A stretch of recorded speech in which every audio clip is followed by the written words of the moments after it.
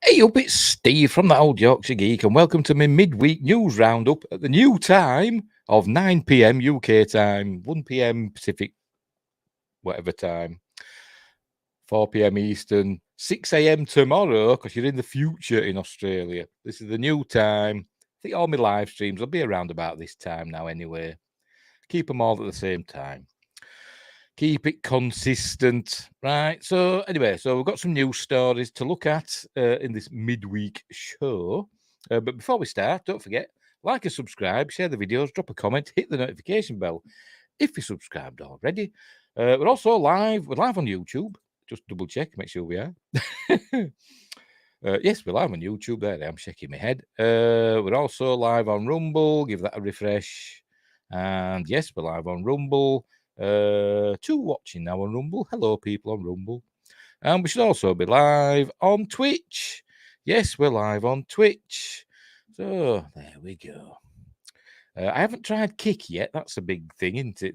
At the moment, people are talking about Kick, but I haven't tried that yet. Hello, Windgrace. He's here. He's here. Are you on your way home from work, no doubt, at this time? I don't know. What have I just said? 4 o'clock, in it. So maybe you're still at work. I don't know. Right. So some news for us to look at. What else we're going to say? I can't remember. Oh, yes, and he's on Twitch as well. I mean, sorry, Archmage Phrase on Twitch saying Twitch and shout. Yay. On Twitch. My only Twitch viewer, no doubt. Because nobody ever watches me on Twitch. I've got 3 followers on Twitch. Don't know who they are. Well, I hope one of them's Archmage Frey. Maybe not. I don't know. I only put Twitch on because it's there on StreamYard. It's there to do like YouTube is. Rumble used to faff about, but anyway. Right, news stories. I was saying that one that we're live on them. In a bit, when the show's done, I'll be uploading it to Spotify and Google, not Google, Google podcasts and Amazon Music podcast, whatever the hell it's called. I'm also on Facebook, Twitter, and Instagram. Links in the description, as I've links to my 2 books, Mercury Rapids, Light-Hearted Sci-Fi Action Adventure, Silent Predator, short horror novella. They can see the difference. That's Silent Predator. That's Mercury Rapids. One's about 100 pages, and the other one's just over 500, 550-ish. Just a bit of fun on Amazon, Kindle and paperback. Give them a whirl, or don't. It's up to you. Right, this news. Right, the first news thing is actually, it's not in the list. As usual, links are all in the description down below, or wherever the links are, whatever you're watching on. But this one isn't, because I've just come across it, so we'll get straight into this. So I'll make myself titch tiny down the bottom corner. There we go. Ba-doom. And add to stream. Here we go. On Twitter, Paramount Plus just announced incoming the official Paramount Plus San Diego Comic-Con 2023 schedule. So people are going to Comic-Con, even though not many studios seem to be going there, but Paramount Plus is. So they've got this here. So Star Trek Strange New Worlds, they've got a booth 3529. I'm guessing no actors or writers will be here because they're on strike, aren't they? They'll probably be outside protesting, saying down with the whatevers. Fair day's work for a fair day's pay, or stuff like that. Do you know what irks me? Sorry, I'm just going to go off on a bit of a tangent about this, particularly the actors going out on strike. You see all these, successful actors, the ones that are getting all the attention by, in the news media, on the picket line. It's all fun and games for them, innit? They've made their money. The successful ones, they're in their Beverly Hills mansions where they're coming down and roughing it with some of the less successful actors. But they're fine. They're not the ones going without, really. It's the poor actors, the ones that have got to be waiters and waitresses as well as acting. They're the ones that we should be worrying about. They're the ones not earning. Anyway, Thursday, July 20th, which is tomorrow, Transformers Earthspark, Room 24 ABC. I have no idea what that is. It looks like an animated thing. Right, next. Friday, July 21st, is the official 50th Star Trek animated celebration. The Star Trek, the animated series, which is excellent, and everybody should watch it. Never mind all this, I forgot what it's called, Lower Decks nonsense. That's rubbish. But Prodigy is good. The game. I got stuck on the game the other day. I had to look up what to do. Turned out I'd actually broken it. I'd broken it and I couldn't progress. There you go. So there's that at 10 a.m. on room 25 ABC, whatever that means. 3 p.m. Big Nate, room 25 ABC. I have no idea what Big Nate is. Some sort of animated show. Anyway. No, I won't be celebrating Prodigy, says Wingrace, because Prodigy's being cancelled. They've got a picture there, though, haven't they, of bloody Lower Decks. They cancelled that bugger, have they? Saturday, July 22nd, 1:30 p.m. Hall H, the big one. Star Trek on Paramount Plus, Star Trek Strange New Worlds. There's Pike, Star Trek Discovery. There's Burnham, and Star Trek Lower Decks. I hate that show. I do hate it. I keep saying I'm going to try it again, and then I never get round to it. But no Prodigy, which is sad because Prodigy is a million gazillion times better than Lower Decks. But again, I'm presuming there'll be no actors or actresses or writers there. So who will be there? Producers, probably. Producers will be there, and that'll be it. Just talking about it. But will there be? I don't know. It could just be trailers. It could just be showing trailers, I suppose, and nothing else. I don't know. It's a funny one, isn't it? It's a funny one because obviously the writers and actors have been told they can't promote any upcoming shows. So unless they're there just going to talk about what's been on, what's in the past, I don't know. Anyway, so there we go. So I just thought I'd show you that. Right. So we'll get on to some real news now. If I can figure that. What am I pressing that for? Pressing buttons because I'm an idiot. Right. Don't get rid of that because I'm going to have to add that to the list, the description. They announced they are showing the Strange New Worlds Lower Decks crossover at this event. Maybe that is in your news, though. No, it didn't. I haven't seen that. I haven't seen that news. So you've got a scoop, as Windgrace over me. But yeah, very good. I'm dreading that one because I don't like Lower Decks. Maybe it'll be good. I don't know, but. Anyway, right, so let's get on with this. Right, here we go. Doctor Who's first. They're not in any particular order, by the way, these news stories. They're just as I found them. So here we go. Doctor Who reveals first look at Ncuti Gatwa's. Where did they get Ncuti from there? From? I have no idea. Ncuti Gatwa's brand new sonic screwdriver. Why does every new Doctor have to have a new screwdriver? It's like a bloody. It's the lightsaber, isn't it, of Doctor Who? Anyway. Doctor Who spoilers follow, according to this. This is from, I don't know, Digital Spy. Doctor Who has unveiled the first look at the remodeled sonic screwdriver for Ncuti Gatwa's Doctor, the sex education star. They keep saying that, though, because it's the only thing he's been in. But he's in, what is he in now? He's in some, he's in Barbie, isn't he? That Barbie film that's just come out. He's in that, isn't he? The sex ed, and I'm not sure what to make of that Barbie film. Some people are saying it's great, other people are saying it's rubbish. I don't know. I'm not going to go see it anyway. It's Barbie, isn't it? Why would I want to go see Barbie? Barbie. That's an international brand, isn't it? But over in the UK, we tried to have our own doll for girls called Cindy. I don't know if it ever got as big as Barbie. I don't know. And we didn't have G.I. Joe either for the lads. We had the Action Man with eagle eyes. Had a little switch at the back of his head that he had done. His eyes went like that. I don't know why that made them eagle eyes. It just went from side to side like that. But I could never afford Action Man. Or my parents, my mum could never afford Action Man, so I had to get like cheap knockoffs. But we were happy. Anyway, the sex education star is set to take over the TARDIS following 3 60th anniversary Doctor Who specials airing this year.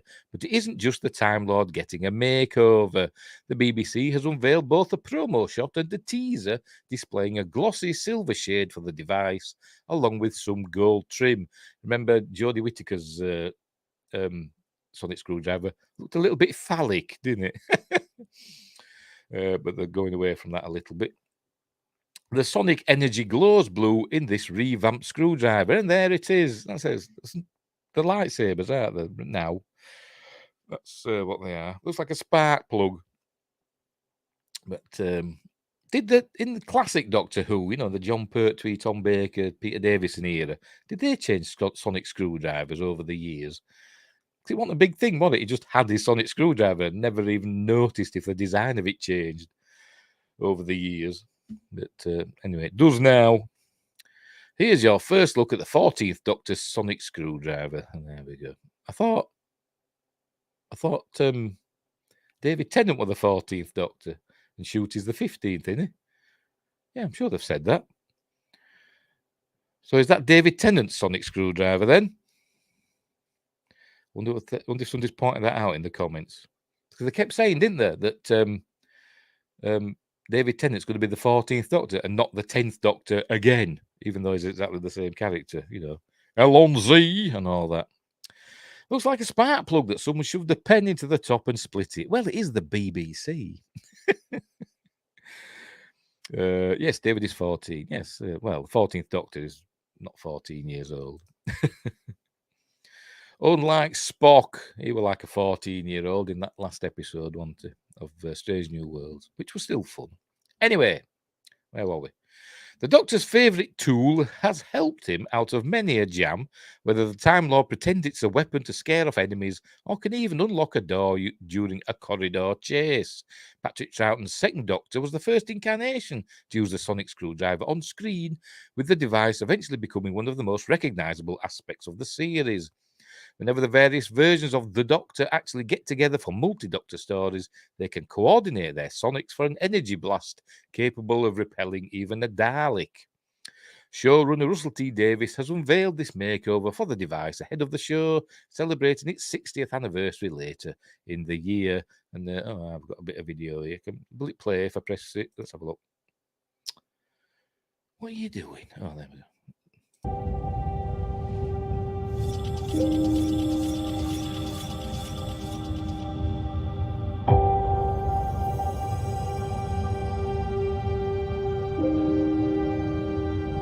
We're going to get with the John Williams Star Wars thing. Dun, dun, dun, dun, dun, dun, dun.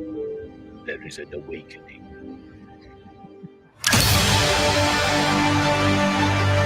Chewie, we're home.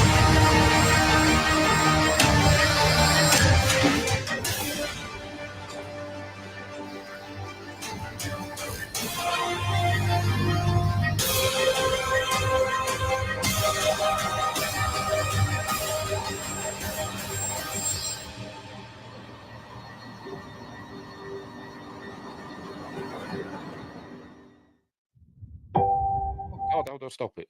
How do I get out of this now? I'll have to get out of it. I have to remove it and do some jiggery pokery. Get out of full screen.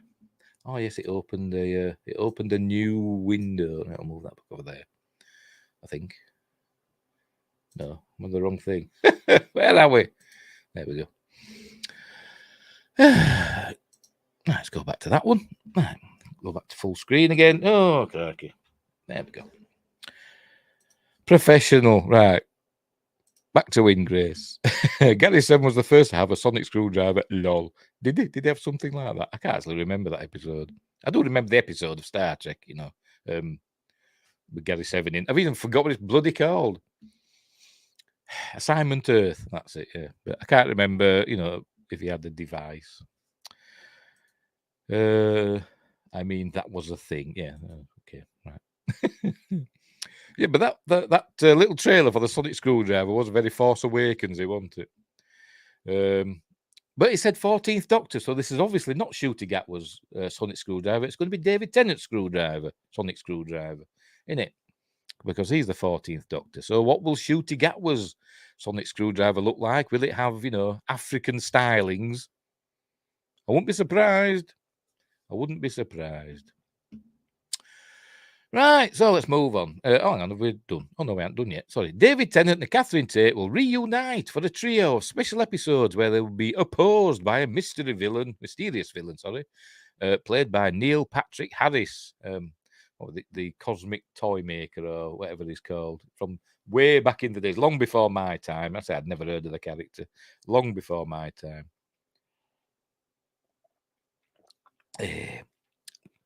Fruit drink today. It's not alcohol, unfortunately. Gatwa will take over residency of the TARDIS in this year's Christmas special and will soon be joined by Coronation Street's Millie Gibson as new companion. Are you ready, everybody? At once, Ruby Sunday. It was confirmed earlier this week that Doctor Who has also wrapped filming on Gatwa's first full series, which is expected to air next year. Doctor Who returns later in 2023, November. It returns. On BBC One in the UK and Disney Plus elsewhere. Meanwhile, in the US, the show airs on BBC America with series 1 to 12 available on Max. And you can't watch it here in the UK. It's not. I don't think it's even on, the BBC iPlayer. I don't think it is. I could be wrong, but I don't think Doctor Who's on the iPlayer. It used to be on Netflix. I don't think it is anymore. Tell you. And then there we go, some adverts for Doctor Who related bits and bobs. So there we go. That's the Sonic Screwdriver for the 14th Doctor. So this is going to be David Tennant's. So there's all these lines mean something all cracked and all that. I say it looks like a spark plug, doesn't it? Wait, I thought Doctor Who was a Disney Plus exclusive now. No, it's on the BBC in the UK. Because it's a BBC show, isn't it? But I'm sure Disney has got a lot of input into what's going to go on. But it's a weird one, isn't it? Because I say it's still a BBC show, but now it's been full artistic control has been given to Bad Wolf Productions, which is now owned by Sony. But Disney's got the rights to broadcast it overseas through Disney Plus. So that's it. Everybody's got a finger in the Doctor Who pie at the minute, haven't they?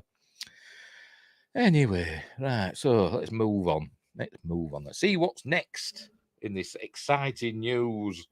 Sound like WDW Pro in this wonderful wide web of wonder, or whatever. I've just seen that one. There we go.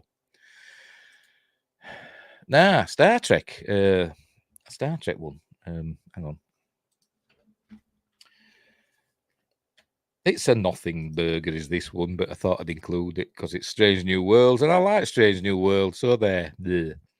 Star Trek Strange New Worlds Season 3 release date rumours. When is it coming out?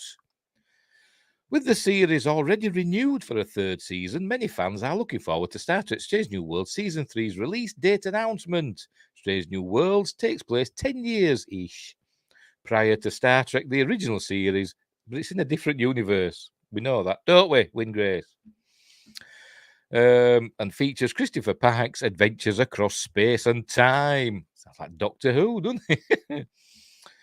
With a strong 8.3 rating on IMDb, the Internet Movie Database, if you didn't know, and a 97% fresh critical score on Rotten Tomatoes. Let's call the whole thing off. It's understandable why so many fans of this series want to keep it going, but is there a release date for Season 3 yet? Here's all the Star Trek Strange New World Season 3 release date information we know so far. Oh, pardon me. It's not even fizzy orange. Actually, it's tropical fruit squash, whatever. And all the details on when it is coming out. Wingrace says, I haven't seen Pike go on many adventures this season. No, he hasn't done a lot this time, has he? Like I say, he had time off, didn't he? For whatever reason. Did he have a kid? Or his wife? So I think he had a lot of time off, didn't he, in this season for that? Which is fine, to be honest. I haven't really missed him, to be completely honest. I think the rest of the crew have stepped up magnificently, in my opinion. Right. Is there a Star Trek Strange New World Season 3 release date? Star Trek Strange New World Season 3's release date could arrive by late 2024 or in 2025. So that means no. At the moment, the second season of Strange New Worlds has only launched 5 out of its 10 scheduled episodes. The finale will air on August 17th, 2023. After that, Season 3 would have arrived 11 to 12 months later, similar to how Season 2 arrived roughly 11 months after the first one ended. Season 3 was on track to be filmed in May 2023, but the WGA strike, now the Screen Actors Guild or Film Actors Guild, delayed its production indefinitely. Yeah, baby time. Yeah. I just also heard that Ortegas had some really horrible behind-the-scenes problems. Oh, right. Oh, I hadn't heard that. Melissa Navia, because I keep calling her that in my reviews, don't I? Instead of the character name, I keep calling her by her actual name. Because I'm thinking, she's piloting the ship, she's navigating it, so Navia, that's popping in my head. That's my excuse. Oh dear, so I wonder what's been going on with Melissa. She needs to grow her hair. That's what's up. It's all this shaving, this bit. That's the causing the problems. Let it grow, woman. With no particular filming date planned, the principal photography could only begin after the strike. If it starts filming within the next 2 to 3 months, considering that the strike is lifted by then, we could expect a late 2024 release date for Season 3. If not, then Star Trek Strange New Worlds Season 3's release could also get pushed to early 2025. This date is an estimation based on the information we have so far. Coming soon, which is what we're looking at. We'll provide an update to this story once we receive official blah blah details. Blah blah blah. That's telling us who's in it. We know all that. Where is Star Trek Strange New Worlds coming out? Well, we know it's on Paramount Plus. Yes, we know that. Oh, that's it, right? So no, they have no information about Star Trek Strange New Worlds Season 3. But they will let us know as soon as they tell us anything. Windgrace has got more news about Season 3 than coming soon. In that, Ortegas has had some really horrible behind-the-scenes problems. Oh, that's sad, isn't it? I'll have to look into that and see what I can dig up. Oh, there we go. Her husband died of cancer 3 days. Oh, dear. Oh, crikey. I didn't even know she was married. Oh, dear. That's very sad. Let's have a look for that. I'll get rid of this and we'll do some digging. Right. Melissa. Oh, yeah. Husband. Oh, that was in 2021, that, according to Wikipedia. Her partner, Brian Bannon, died in 2021, 3 days after being diagnosed with leukemia.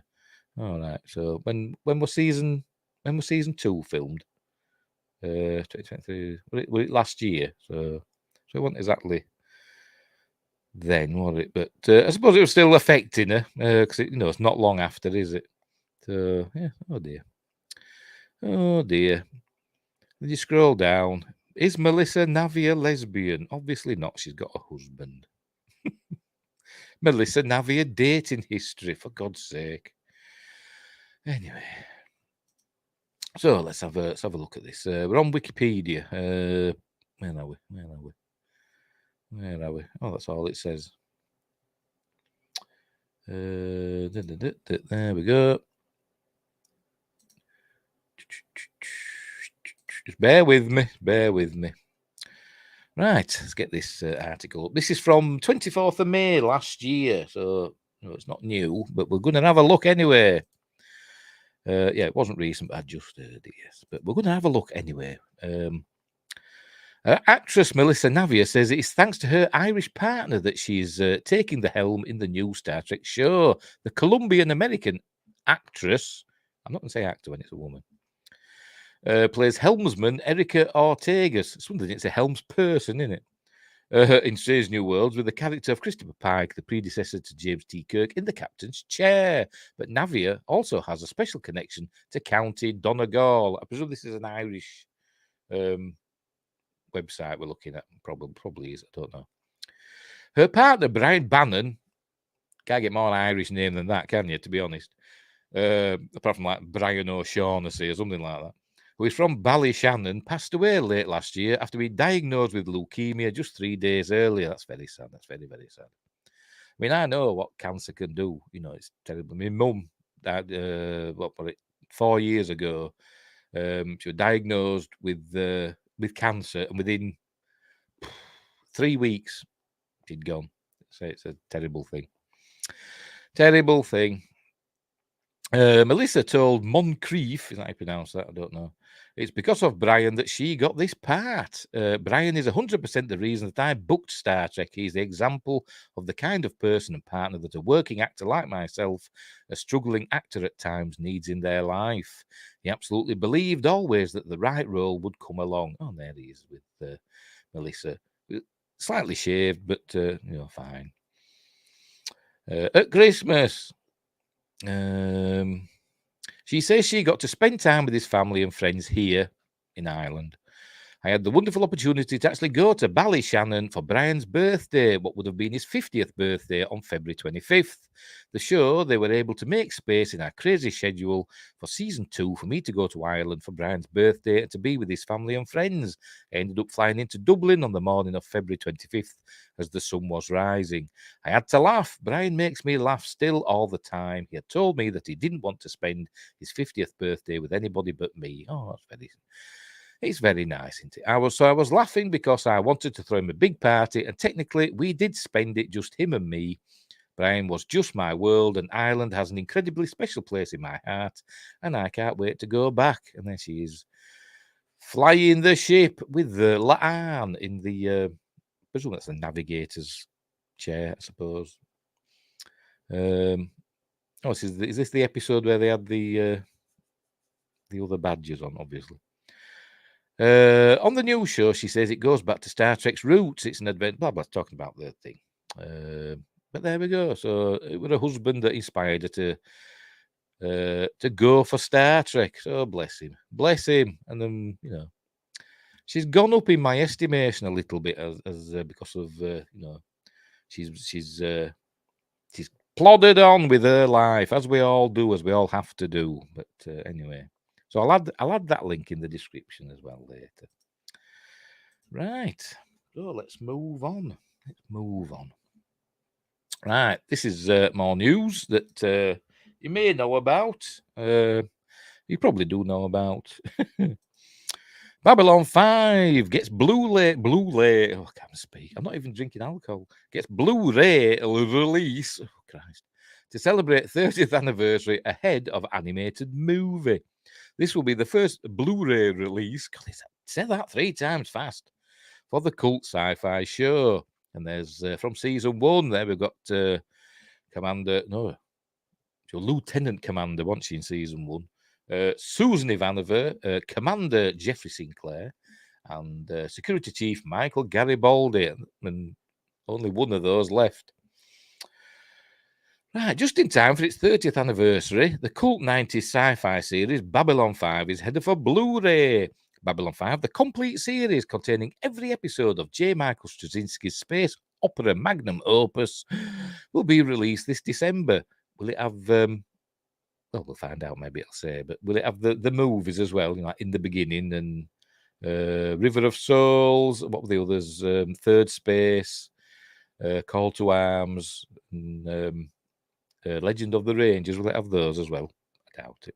What have Crusade either? I shouldn't imagine. What's the other one? Lost Tales as well, won't there? It will be the first time the series has been remastered in high definition, giving viewers their best look yet at the show's groundbreaking special effects. Wingrace says, I sure hope it has the movies. I can't find them anywhere. Well, not legally.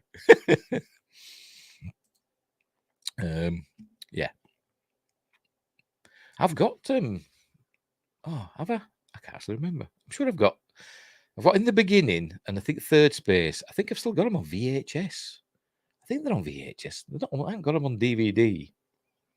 I've got them somewhere. They're somewhere over there amongst everything. I'm sure I've got them on there, especially In the Beginning. I love In the Beginning. I think it's great In the Beginning. I'd love to see that remastered. It's brilliant. Anyway. The series was a technical marvel for its time. The show's titular space station, Babylon 5, and the space stations that often erupted around it were all rendered in CG at a time when similar shows Like Star Trek Deep Space Nine, we're still using physical starship models.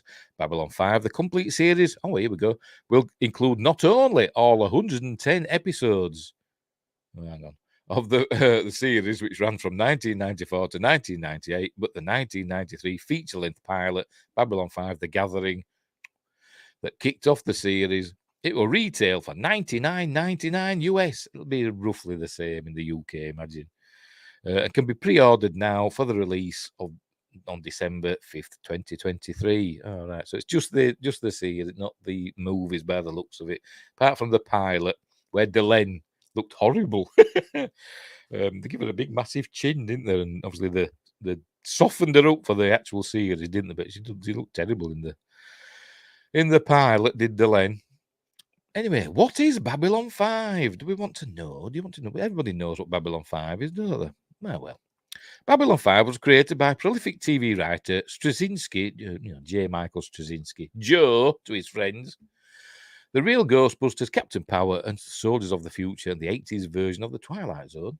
Uniquely among TV series at the time, Straczynski plotted out 5 seasons of the show from the beginning, seeing it as a novel with each episode a chapter.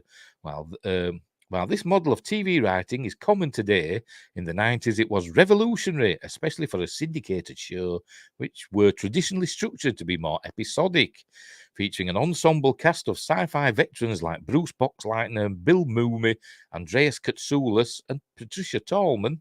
Or is it Talman? I never know how to pronounce her name. But she's amazing, Patricia.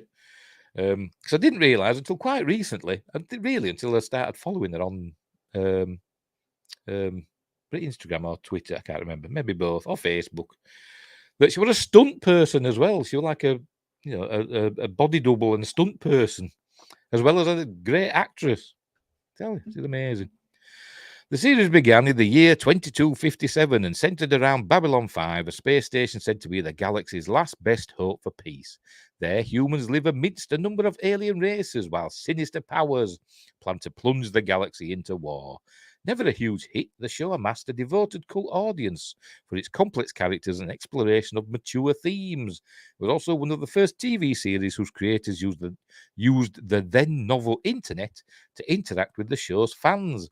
The series ended in 1998 after 5 seasons, 110 episodes, and 4 TV movies. The show also spawned 2 short-lived spin-offs, Crusade, which took place 5 years after Babylon 5's conclusion, and was cancelled after 1 season. Well, after half a season, really, I think, wasn't it? And The Legend of the Rangers, which never made it past the pilot stage. I quite enjoyed it, though, Legend of the Rangers. Apart from that bit where the weapons woman, instead of like just a console or a gun, shooting at things, she's floating in this thing and like punching ships where she punches, a laser beam fires out or whatever. It looked a bit goofy. Straczynski is also working on a reboot, which is in development at the CW, and there's some of the aliens. There's Delenn, obviously from season 2 onwards, because she became like half human. She went into a chrysalis and came out looking like that, and she was lovely. And I've met Mira Furlan not long before she passed away, so I got her autograph. There's Andreas Katsoulis, who played Jakar, the Nan. She was a Minbari, by the way. That's Bill Mumy as Lanier. He was her assistant. They were Minbari, whom Earth had been in a war with, and Earth had won, but only because the Minbari surrendered. I'll not tell you why, you'll have to watch it. Just as they were about to basically wipe out humankind, they surrendered. You find out in the series. And there's Jakar. He was a Nan.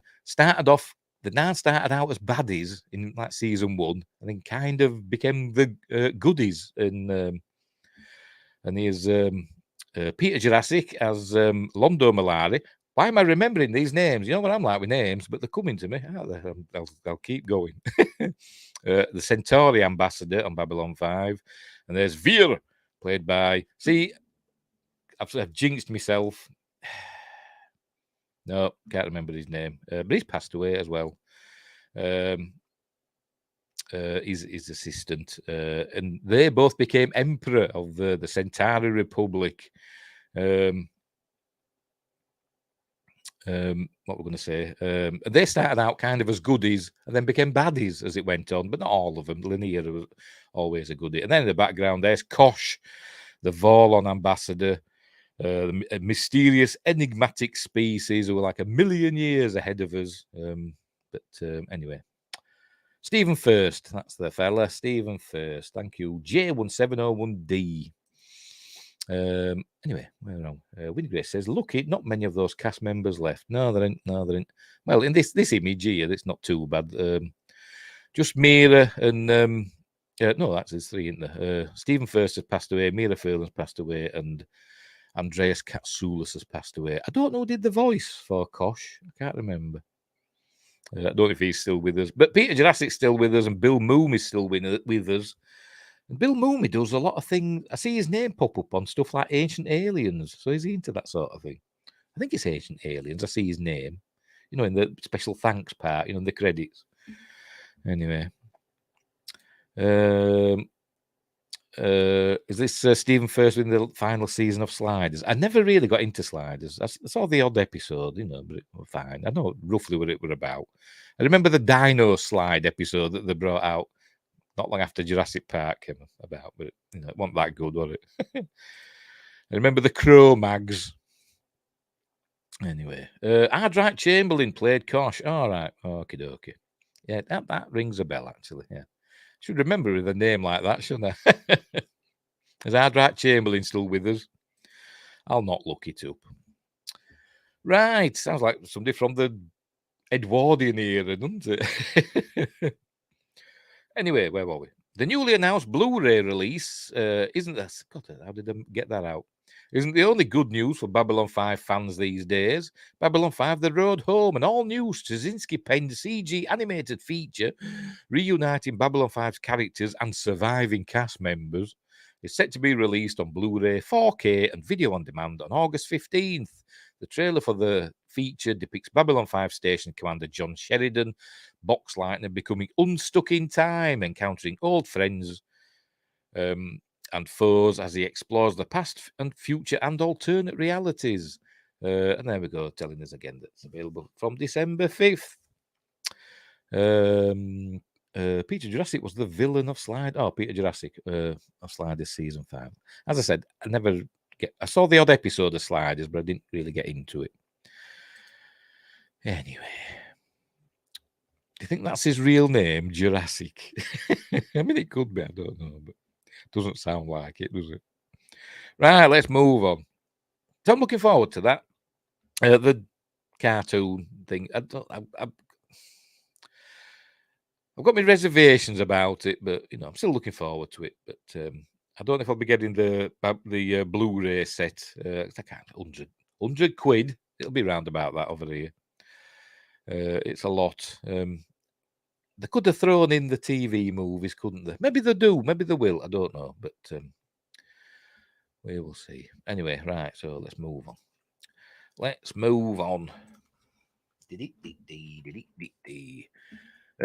sticking with Collider. This will be fun. It's Collider either not knowing how film financing works or just lying. Indiana Jones and the Dial of Destiny finally breaks even at the global box office. No, I don't. Harrison Ford reprised his iconic role in a sequel burdened by an inflated budget. Right, let's see what they say. Indiana Jones and the Dial of Destiny might not be doing so bad at the worldwide box office, but its extensive production budget might be the factor that prevents it from being a total success. As of this morning, the sequel, directed by James Mangold, has earned $302 million. When's this from? 3 days ago. I'm sure it's added a couple more million since then. Finally matching the estimated $300 million it cost to be made, and the rest. Because Disney have admitted, haven't they? Is Jurassic not pronounced like the park? All right. How do you pronounce it then? How is it pronounced? Jurassic? I don't know. But I bet everybody goes up to him and say, "Hey, hi, Peter Jurassic." Bet they do. Anyway, I forgot what I was saying now. Oh, yes, because Disney has admitted, haven't they, that a lot of their films, particularly one in particular, Doctor Strange, cost more than they say that they cost. In Doctor Strange and the Multiverse of Madness cost $100 million more than what they said. So that's probably true of all the other films that they've done. So anyway, but that's the production budget. So yeah, it's made its production budget back, but then there's the advertising, isn't there, which is estimated to be at least 150 million for worldwide advertising, maybe even more. So they've got to make that back. And remember, they don't get the full ticket price in each theatre, do they? There's Disney and Lucasfilm. They don't get the full ticket price. They might get, if they're lucky, they might get 55 to 60%. But it's generally said that they get about half of the ticket price. So if it's made 300, if it's earned 300 million, Disney's only going to get, well, let's say 170 million of that back. So it hasn't made its production cost back yet then. Anyway, so even with Harrison Ford back in the iconic role of an archaeologist who spends his free time saving the world from unspeakable evil, there's no denying that the movie will have a hard time with turning a profit for the studio. Yes, well, it hasn't turned a profit, and it probably won't, to be honest. In the fifth installment of the franchise, Indy is close to retiring from his position as a professor at Hunter College after decades of educating the youth. Is it going to tell us all about it? Do we need to know? Yeah, I suppose we better add. With the context of his adventures, while he struggles to deal with the fact that he won't have anything to do anymore, Helena Shaw, Phoebe Waller-Hateful Bridge, interrupts his misery by offering him the chance to join her in one final adventure set to take them into a different time. By the way, I've seen it. It's not very good. The Dial of Destiny has the ability of allowing its users to travel through time, and if it fell into the hands of Jürgen Voller, Mads Mikkelsen, the world would be in grave danger. Yeah, whatever. It's not great, to be honest. And it's another, deconstruction of, a hero, like they've done in all the films. It seems to be the thing to do, doesn't it? Deconstruct our heroes, make them sad, pathetic individuals, not worthy of their previous, heights. Anyway. J1701D says 330 million times 2, probably, plus 150 million, plus taxes, plus yeah, that's it. It's going to lose money. It's going to lose money. Dial of Destiny had a complicated journey from when it was conceived by Lucasfilm until it could finally be enjoyed by audiences, with multiple factors interfering in its journey.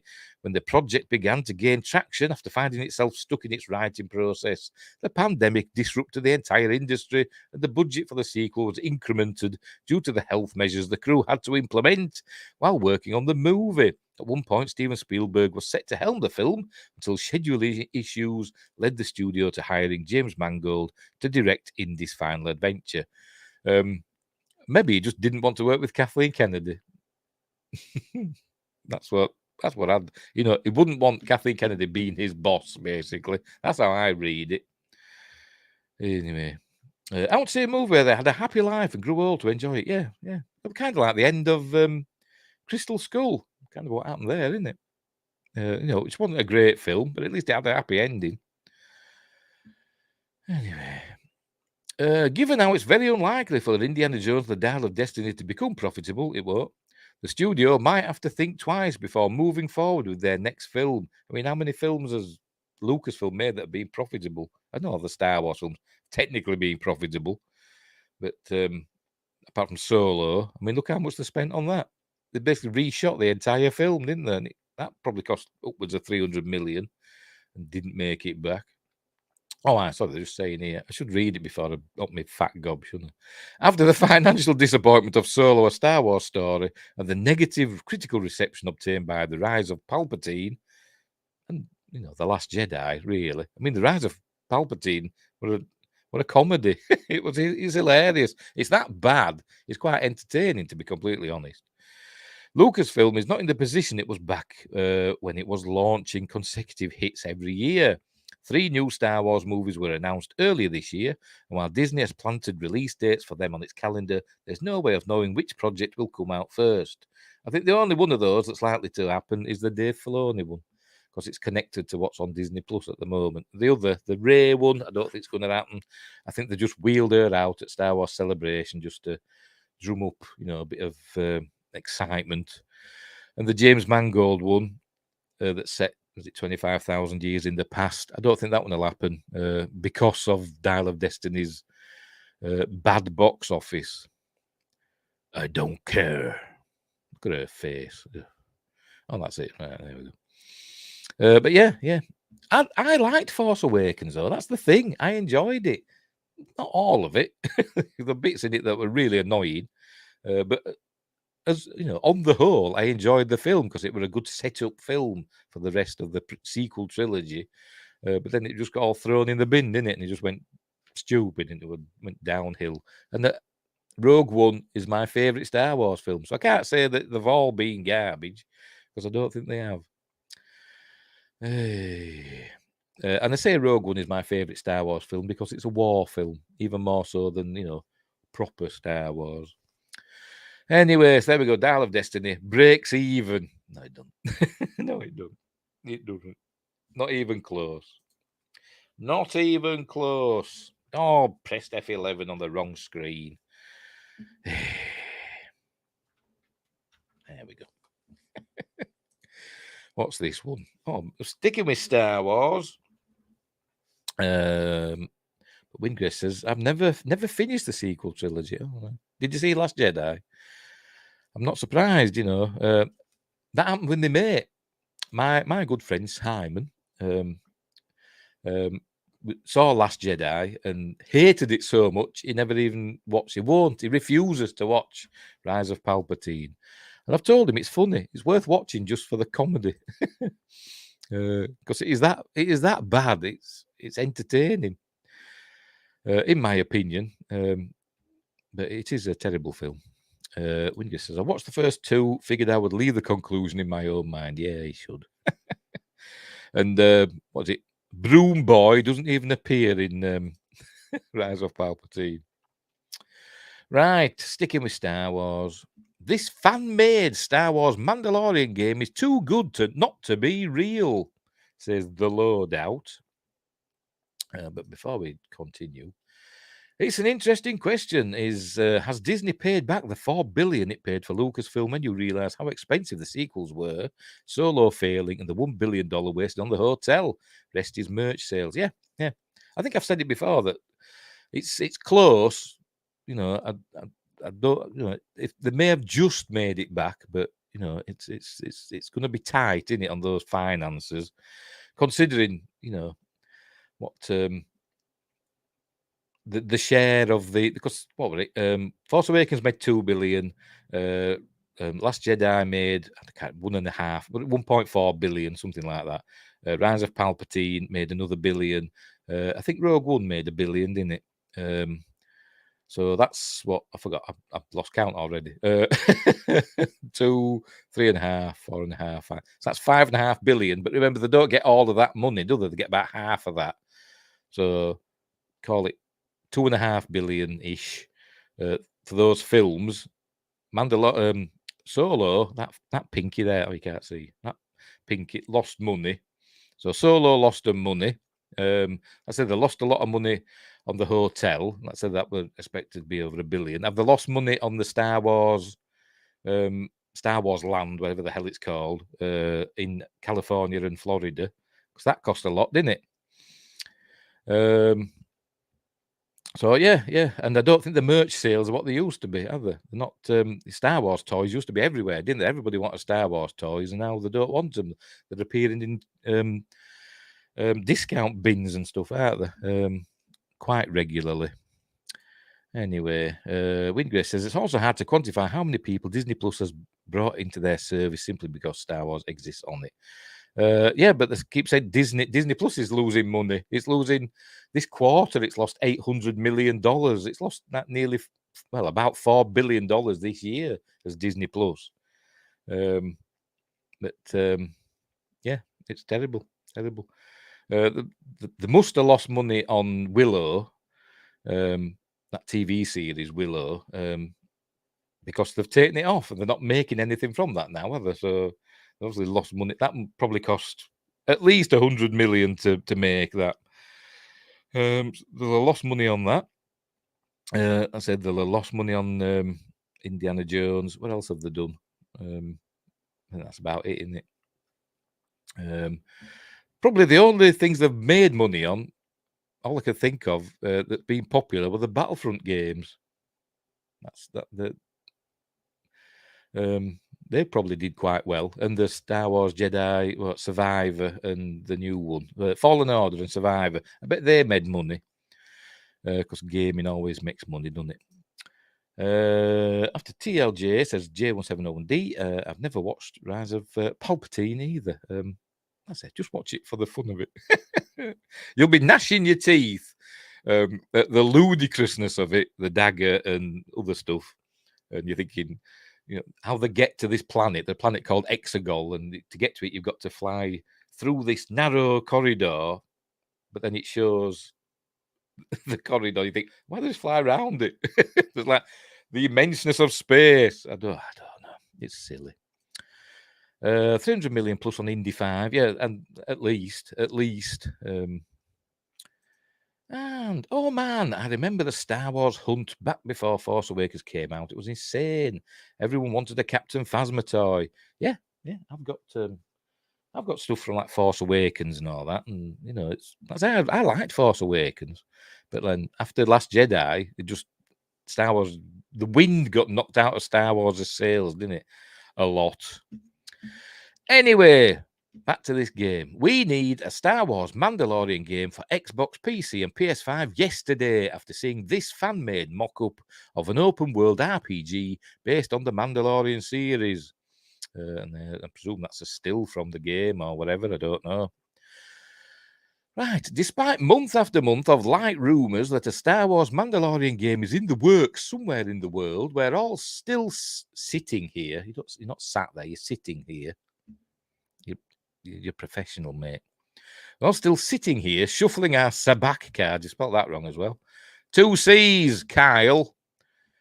Sabak cards waiting to see some hard evidence or really any information at all. That one actually exists. However, there's this kind of one, isn't there? There's a bounty hunter, isn't there, that you can get. I've got it on my PS5. I haven't got right far in it. But that's an old game, isn't it, from the old Xbox days.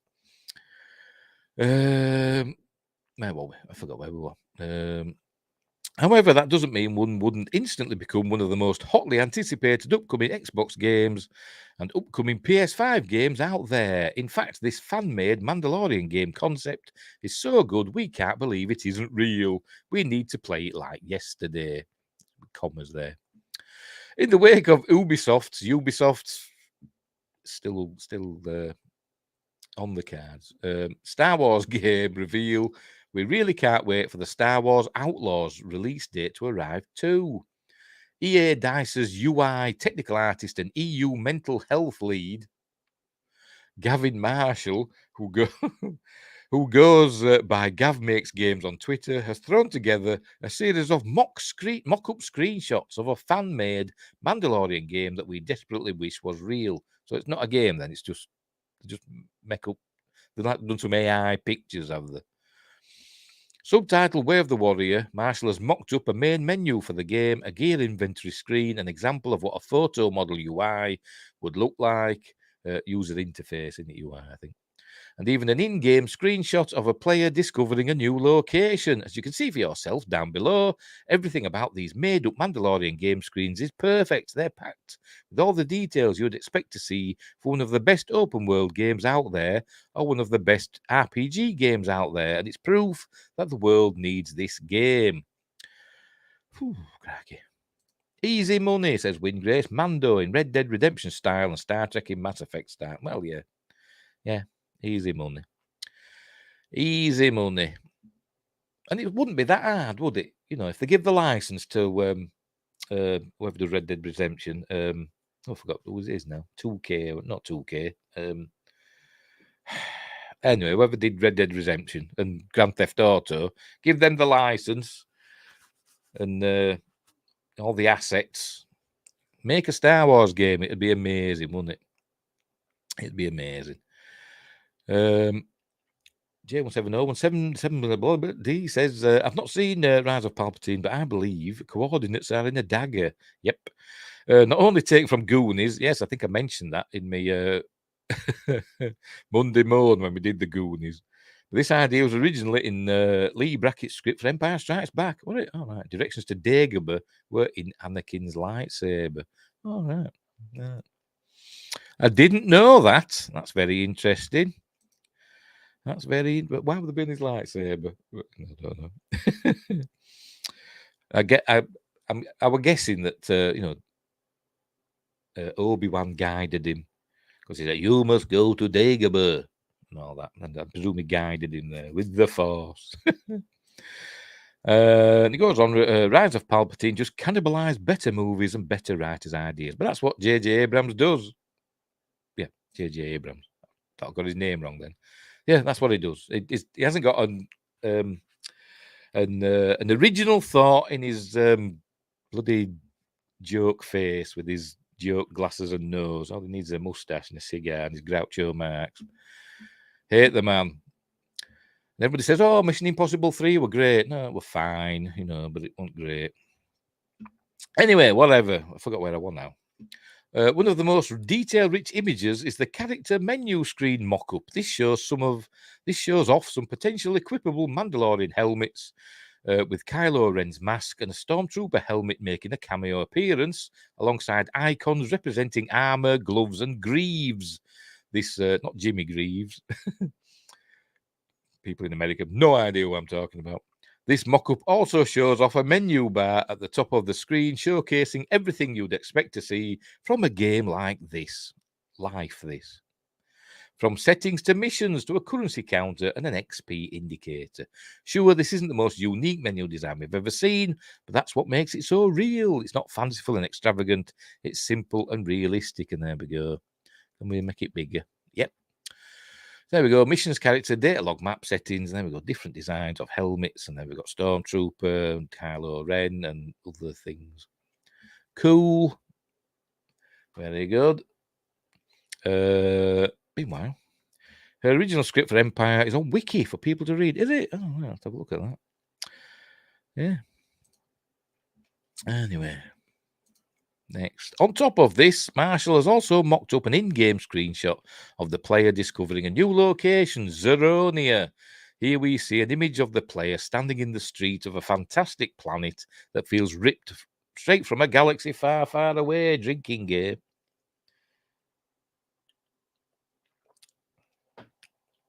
Oh, it is tangy, isn't it? We get a good look. It dries me bloody mouth. Where's my water?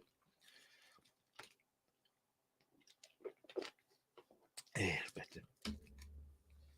We get a good look at full gameplay user interface here too. Again, it looks like everything you'd expect to see. In the bottom left, we can see that the Mandalorian has 2 Bacta canisters to use, a flamethrower in his arsenal. Obviously, Bacta canisters will be like health packs. A flamethrower in his arsenal, and eventually the potential to call on an IG droid for combat support. We don't know whether this is Taika Waititi's IG-11 or not, but it could be. Well, it can't be, can it? It's made up. It's not a real game, is it? They're just screenshots.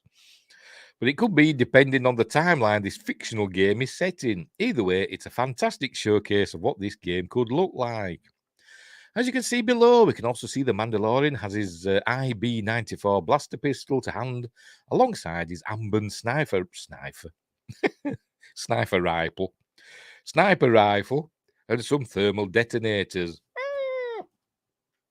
There's also a weather indicator in the top right, which is a fun nod to the fantastic features this game could have. Let's have a look then.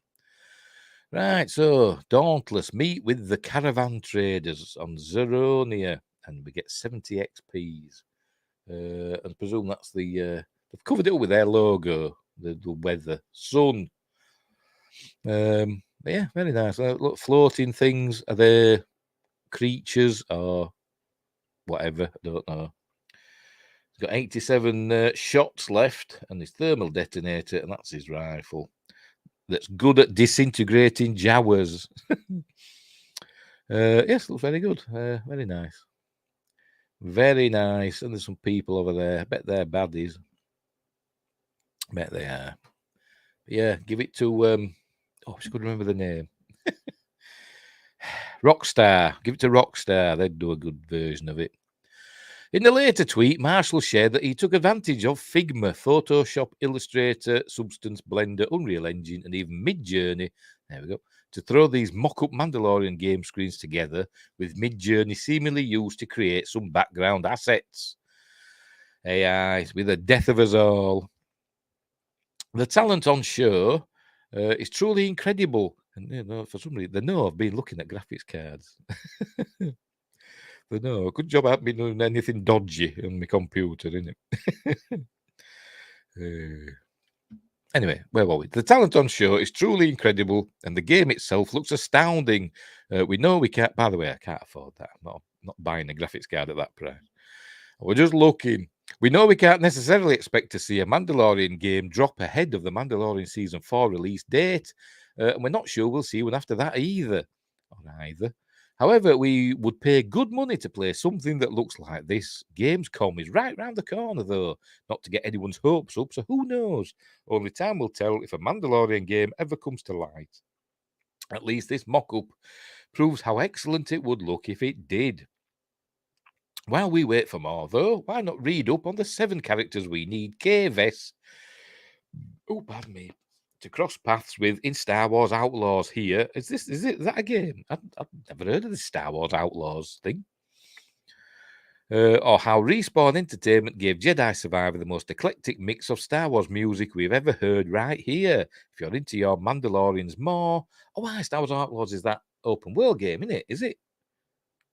I think it is, isn't it? Yeah, so I think I've heard of it. Yeah, is that the one that they're saying it's the first open world game in Star Wars? Yes, it is, isn't it? Yes, it's that one, isn't it? Yes. There's been a trailer for it, and I've watched it, and I've done stuff, so I've heard of it. Yeah, sorry. I'm going to see now. If you're into your Mandalorians more, though, you can read up on the digital fixers picks for the Star Wars Rebels character who could return in the Mandalorian and why they should too. Blah blah blah blah blah. Yeah, so it looks interesting. But like I say, it's not a real game, but they should make a game. I mean, like I say, easy money. Give it to Rockstar or Ubisoft, however you want to pronounce it. I say they do open world games, the Far Cry games, Assassin's Creed. They've done them, haven't they? So they've experience with it.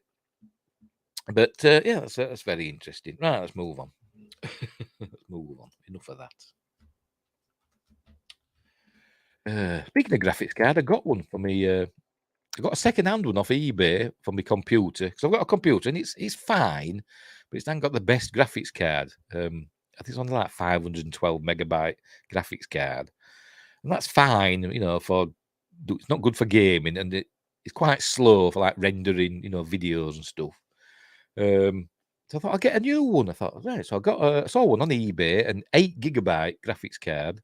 Got it. Opened up my computer, plugged it in. There were no extra power supply thing for me to plug into the thing, so I can't get the graphics card to work. And I'm told that you can get adapters and stuff, but I'm told that's not a good idea. I didn't want to blow up my power supply.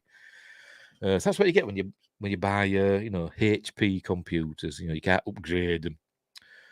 Anyway, never mind. Where were we? Right. So next up, we're going to Star Trek now. This isn't news. I don't know what it is, but it's about Star Trek 5. Right. Go on. There you go. There we go. The worst Star Trek movie, that's debatable, happened because of a contract dispute. Star Trek 5, The Final Frontier, remains an oddity of the franchise, but it was never written in the stars, just in the fine print. And there's Spock and his half-brother Cybok, who we've seen in Strange New Worlds from the back. Anyway. Put down the marshmallows. Do they mean marshmallows? I think that's what they mean, don't they? But anyway. It's not the worst. It's the worst real timeline movie, mayhaps. Yeah. No, the worst ones are the J.J. Abrams ones, and Star Trek Beyond, which I kind of enjoyed. I kind of enjoy Star Trek Beyond. but it wasn't perfect. The Enterprise in those films is bloody awful. It's ugly. But no, it's not the worst. Right, put down your marshmallows and stop singing row, row, row your boat. It's time to gather round the campfire and listen to the contract squabble that led to one of the strangest movies in the Star Trek franchise. Star Trek the Motion Picture and Star Trek 3, The Search for Spock, certainly have their fans. But it was Star Trek 5, The Final Frontier, that cemented the adage that only the even-numbered Star Trek movies are good. How in the world did the franchise follow its most successful movie, Star Trek 4, The Voyage Home, which I'm not a massive fan of, to be honest. I like it. I like all the Star Trek films, but there's one scene in particular that sometimes I struggle to get past, and I turn it off in disgust, and I'm not telling you what it is. With a film about Spock's long-lost brother and God needing a starship. Why does everyone try to crap on Search for Spock? I know it's good, Search for Spock, isn't it? It's good. But it does feel like, compared to Star Trek 2 and Star Trek 4, it does feel a bit like a TV movie. It looks like it's shot on video for some reason. I don't know. There's something about it. But it's fine, it's still a good film. I forgot where we were now. There we go. God needing a starship. As with most things in Trek, the answer leads back to Kirk and Spock. William Shatner and Leonard Nimoy had a strange, complex relationship on screen and off, resulting in contract negotiations that changed the course of the franchise. As dashing Captain James T. Kirk, William Shatner was the star of Star Trek. Yes, he was. He was the star. And CBS executives worried that audiences would be turned off by the satanic-looking Spock. At least they didn't paint him red as they were going to do. However, Spock quickly became a hit with the fans and thus started earning more attention from writers and directors. That didn't sit well with the famously vain Shatner. They're actors, they're all vain. That's why they're actors, who demanded changes to scripts to give Kirk more screen time and attention. He was a star. His name was first, starring William Shatner. So that's why he should be getting more time and attention, for Christ's sake. It wasn't an ensemble piece. He was the star. The two eventually established an equilibrium which allowed them to work together for 3 seasons of the original series, making it into a pop culture phenomenon that only grew in influence after its cancellation in 1969. But the show's popularity turned out to be a blessing as much as it was a curse, as Nimoy attempted to branch out into music, such as the Ballad of Bilbo Baggins. Look it up on YouTube. It's ace. And other types of roles. He found himself typecast. He were in Invasion of the Body Snatchers in 1978, wasn't he? Amongst other things. So great was his frustration that Nimoy published a book in 1975 titled I Am Not Spock. And then later they published one called I Am Spock. Love that song, says Win Grace. We'll be talking about the Ballad of Bilbo Baggins. It's really good. It was catchy. And his nude photography. Did he do nude photography as well? I wasn't aware of that. Tell me, I'm shocked. I suppose they were all logical when he did it. So it's no surprise that when the sequel series, Star Trek Phase 2, went into production, Nimoy refused to rejoin his new classmates, and they were going to have Zon, X-O-N, as the new Vulcan science officer, who did appear in the motion picture as the commander in charge of the Epsilon station that was digitized by Vija. Anyway, Nimoy did change his mind when the success of Star Wars prompted Paramount to change their plans, ditching Phase 2 for Star Trek the Motion Picture, which at the time was the most expensive film ever made. It was in the Guinness Book of Records. That's measured in dollars, but I think it was 21, either 21 or 26 million pounds. Don't know what that was in dollars. I think. Anyway. Nimoy signed on for that movie and its sequel, but his reluctance led to the public perception that he asked for Spock to be killed off at the end of Star Trek II, The Wrath of Khan. But here's the thing, Nimoy loved making Wrath of Khan, so much so that when producers asked him to be in the third part, Nimoy not only said yes, but also asked to direct. I said they also added the bit in, didn't they, with remember that bit at the end of Star Trek II, just in case. Anyway, it took Spock. It took, because I saw it there underneath. It took some convincing for then Paramount chief Michael Eisner, who thought that the actor hated Spock in the franchise, but eventually Nimoy got the nod.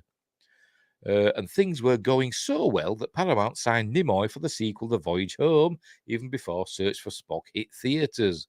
But not everyone was excited about Nimoy's renewed commitment to the franchise. Shatner initially refused to sign on for Star Trek IV, dismissing the time travel plot. With enough of a pay raise, Shatner not only came back, but gave one of his best Kirk performances, Double Dumbass on You, for instance. In The Voyage Home, an undeniably charming comedic turn. But he's a good comedy actor anyway, isn't he? Oh. Sorry. Got an itch.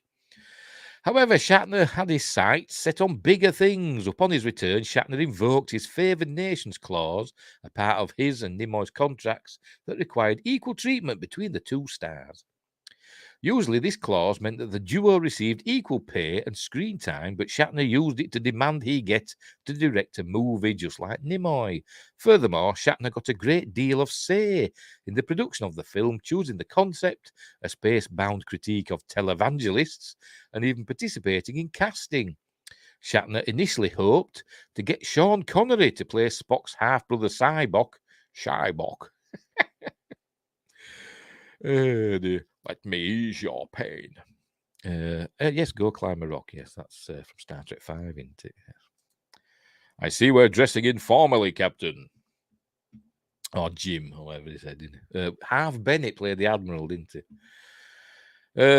Even naming the destination planet Shakari. After Connery turned down the part, Shatner chose Lawrence Luckinbill, whom he saw playing President Lyndon Johnson on television. I've seen him in something else as well, and I can't think what.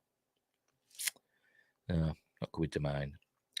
The result was a mess that not only failed to match the Voyage Home's franchise-topping box office take, the 3 Kelvin timeline movies have since overtaken the Voyage Home, but then Star Trek films have never been huge box office,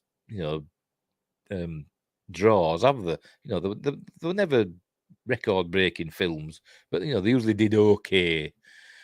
But even the Kelvin timeline films didn't make that much money, to be honest. And the cost of those they were like 10 times more than what it cost to make the old Star Trek films, apart from like Nemesis, which cost a lot more than all the others for some weird reason. I think it maybe the timing of it were made that where budgets just seem to go out of control for some reason. Anyway, at the beginning of the 2000s. Anyway, there we go. One of the long list of things Connery didn't understand. Yeah. But yet he did Highlander 2. Anyway. I forgot where we were now. But The Final Frontier made the least of any of the Trek films at the box office, at least until the Next Generation stinker Star Trek Nemesis. There we go.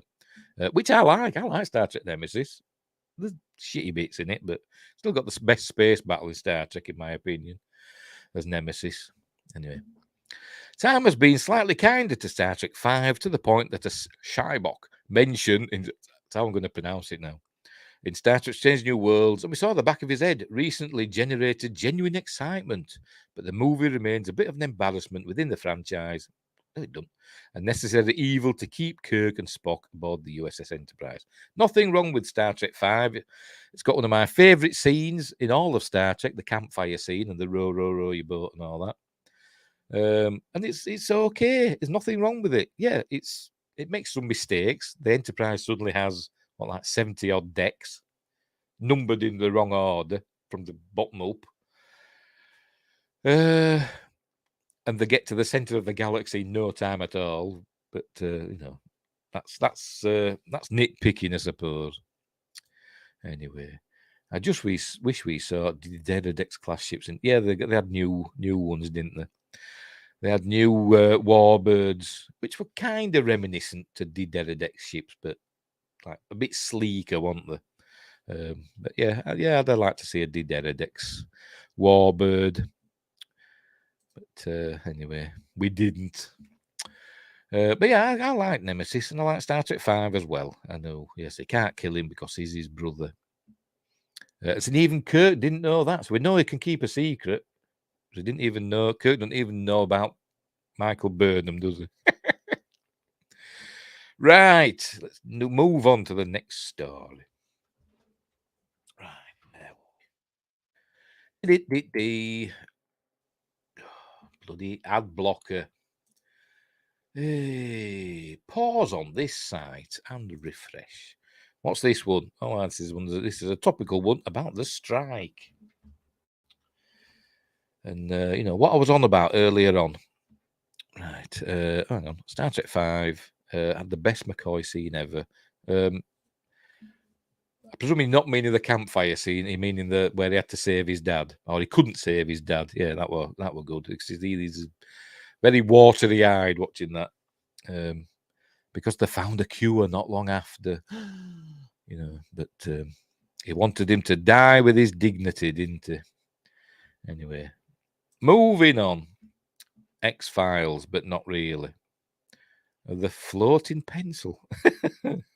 As it was fired, because he used to fire pencils with elastic bands, didn't he? Had them all in his ceiling, didn't he? Anyway, David Duchovny joins the picket line with an X-Files themed sign. I hope he's having fun.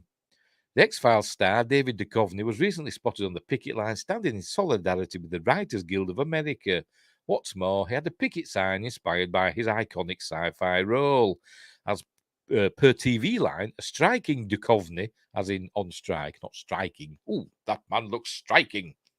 Was photographed holding a WGA picket sign featuring a drawing of a UFO alongside the message, "The residuals are out there."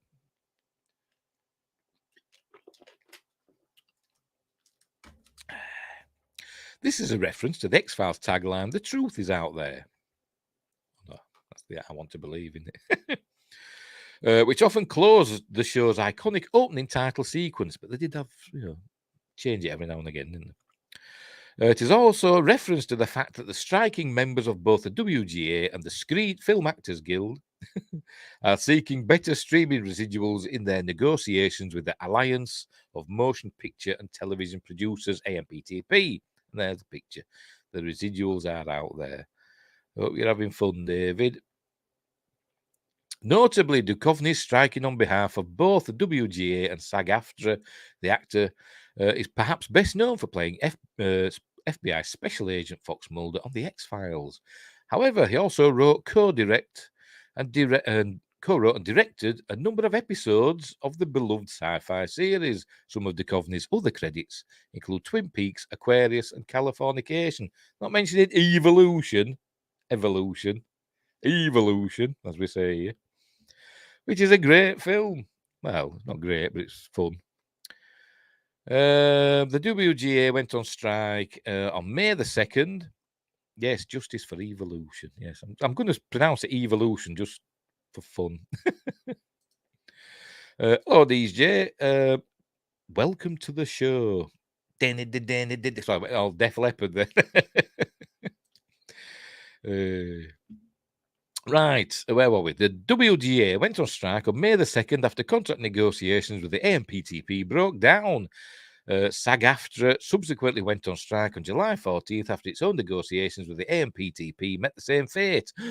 This marks the first time Hollywood's writers and actors have been on strike at the same time since 1960. The last WGA strike lasted from late 2007 to early 2008, while the last SAG strike, Film Actors Guild, took place in 1980. Both of those strikes, lasted roughly 3 months. Then it goes on about the X-Files and Millennium. Pardon me. But yeah, as I was saying earlier on, I'm not against people going out on strike. I'm not Oh, hang on. He was fantastic. Was he in Zoolander? I don't know. I've only seen that once, so I don't remember much about it. I just remember he can't turn right or something, and blue steel and that. You know. Well, as I was on about earlier, I say I'm not against people going out on strike, for better conditions, better pay, and all that, which is fair enough. But I'm not a union fan, although I have been in a union. Well, at times in my life, because sometimes you have to be, don't you, to get paid or to stay in a job. But I think often the unions are just in it for themselves. That's the trouble. The unions want to make political capital on their members' livelihoods, essentially. But as I was saying earlier, it's fine for actors and writers that have become successful. It's easier for them to go out on strike, isn't it? Because they've got their money in the bank. What about the up and coming writers that are members of the guild, and the up and coming actors that are having to have jobs as waiters and waitresses and do whatever to make ends meet? They're the ones that are losing out on this strike. But I think it could go on, because if it's about residuals for streaming, where are we? It says somewhere, doesn't it? There we go. Seeking better streaming residuals. That's going to be a tough one for for Hollywood to get their heads round, because they're not making money from streaming, are they? At the studios, and it's their fault. We can't blame the actors and writers to a certain degree, because it's the studios that are running their streaming services and losing money, because they're all losing money.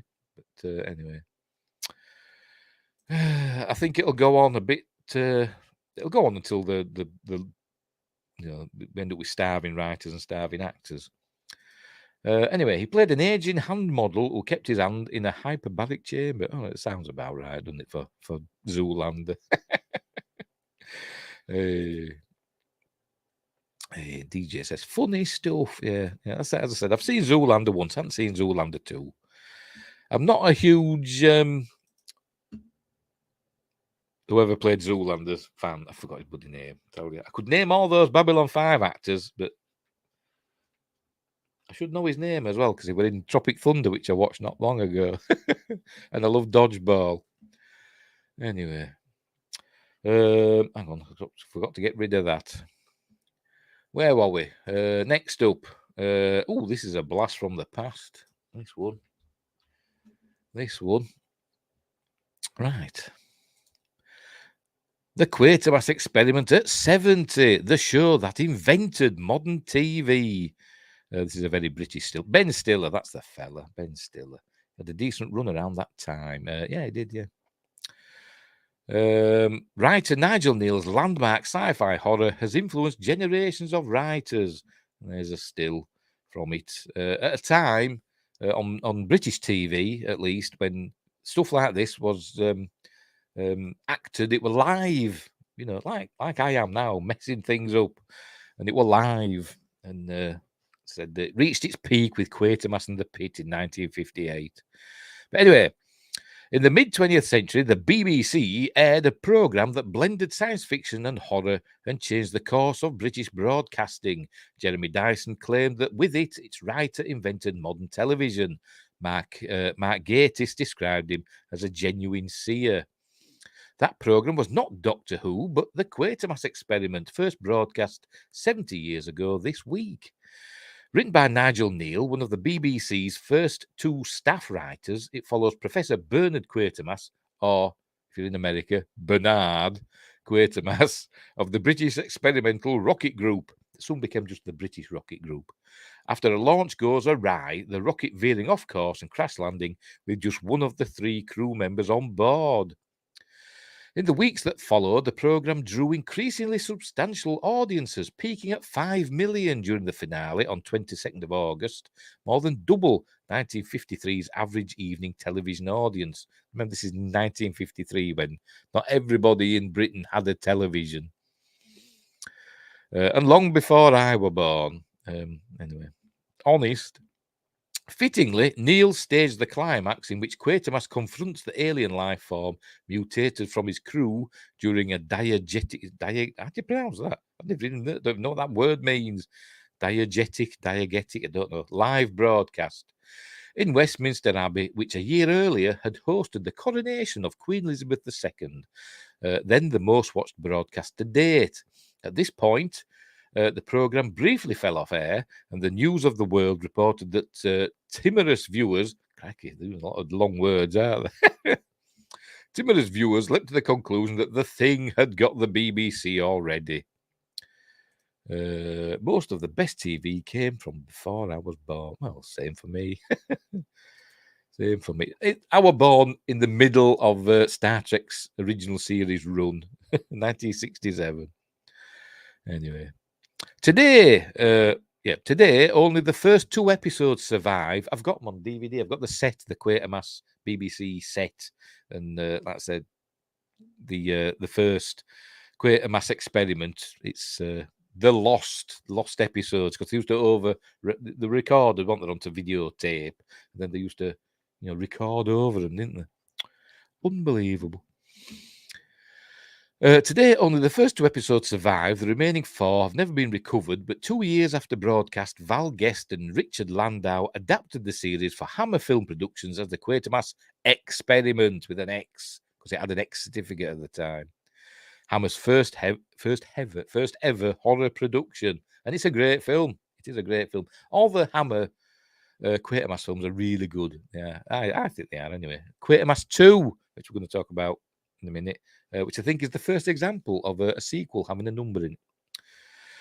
That year, Neil produced a sequel, Quatermass 2, in which the aliens take over a food production plant and the British government. Here, he ramped up the horror, including a particularly gruesome scene in which men are pulverized and pumped through factory piping, resulting in the BBC issuing a disclaimer at the beginning of the episode that it was not suitable for children or for those of you who may have a nervous disposition.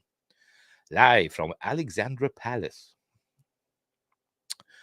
Wingrace says, that's one thing I really want AI to work on, recreating lost media or converting old radio shows into visual products. That'd be interesting, wouldn't it? Let me just see what they do with things like Hitchhiker's Guide to the Galaxy, because that was originally a radio series, wasn't it? I know they did the TV version, which I love, and a film which I don't like. But it'd be interesting to see how AI would do with Hitchhiker's Guide to the Galaxy. See if it'd be anything like the TV series, which it probably wouldn't.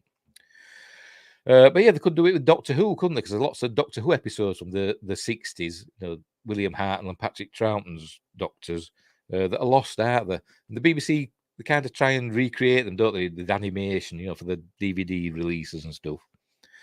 But anyway.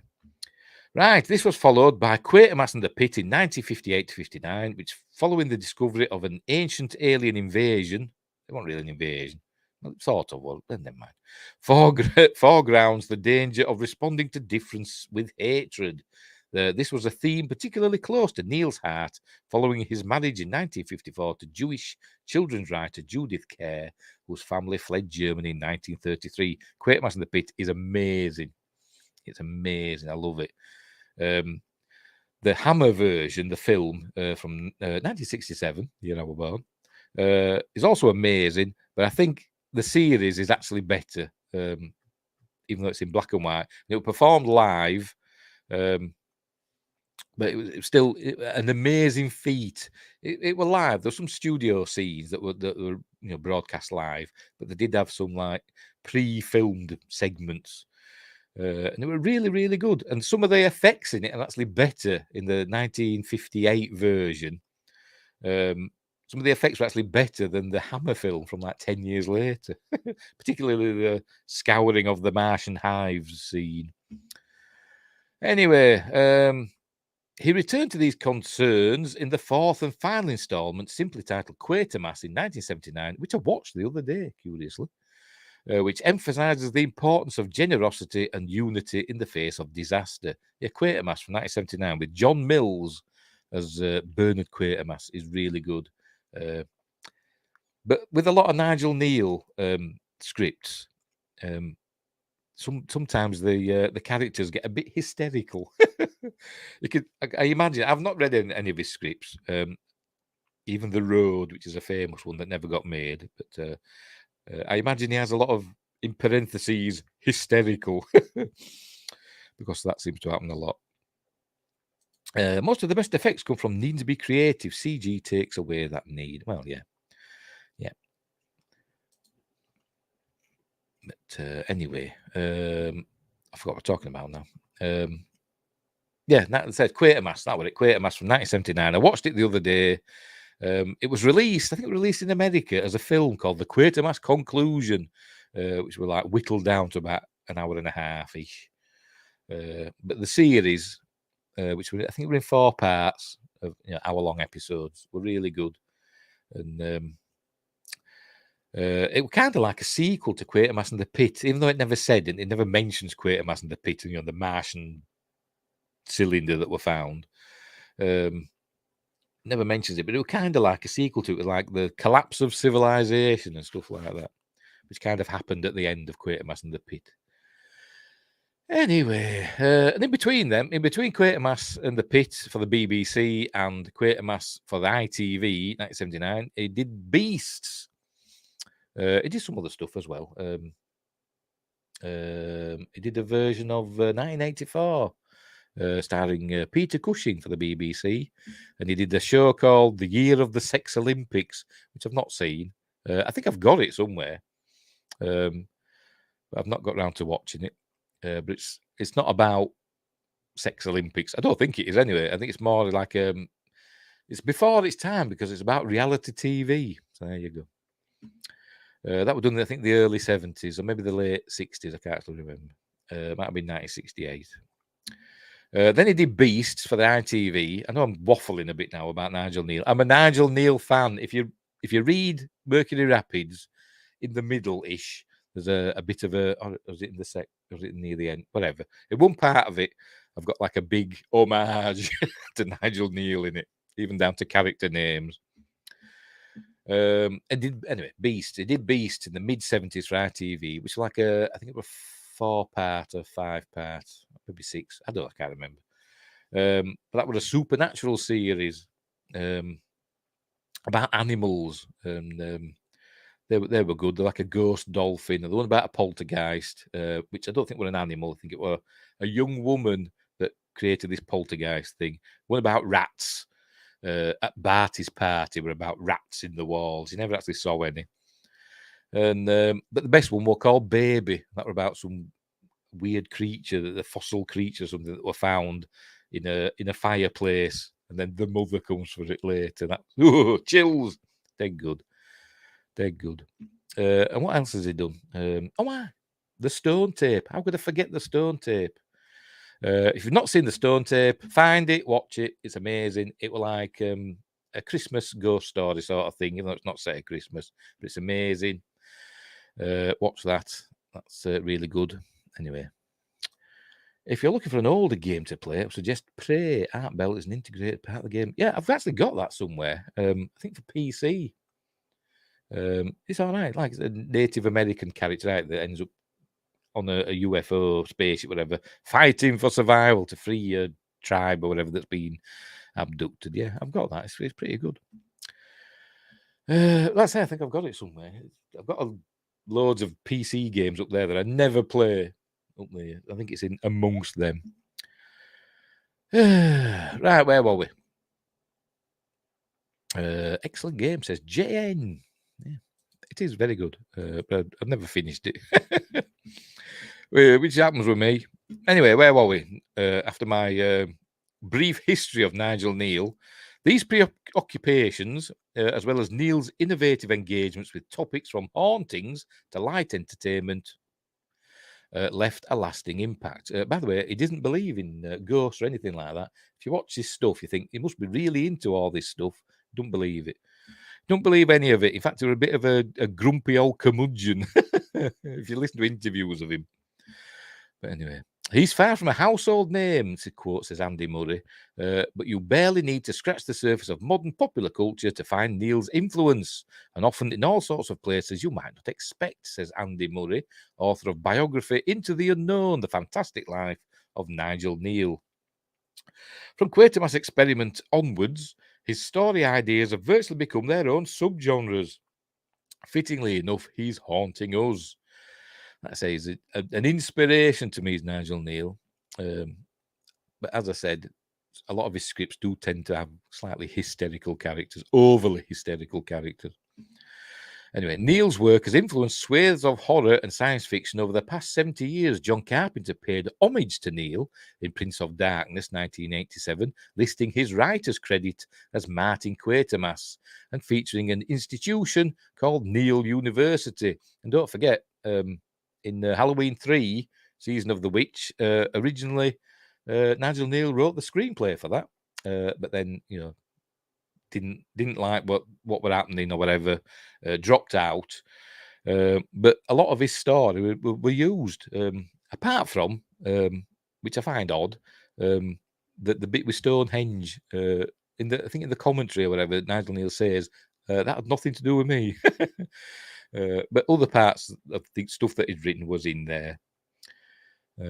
Apart from the bits that were most like Nigel Neal writing. Anyway, Stephen Volk, probably mispronouncing that, also took inspiration from Neal's work, particularly the Stone Tape, when writing infamous 1992 drama Ghostwatch. That was another good one. I know that's not Nigel Neal, but Ghostwatch is fun, which also involves malicious entities getting the BBC. Yes, it gets into the equipment.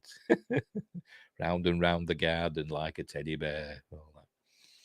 More recently, Ben Wheatley's pandemic set in the Earth, 2021. I've not seen that one.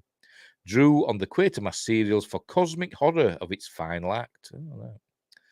Not seeing that one. I'll have to look into that, because Ben Wheatley's is one of these filmmakers that he can do an amazing film, and then the next film you're watching, it's bloody garbage. Anyway, where were we? Neal's work is also receiving more direct reappraisals.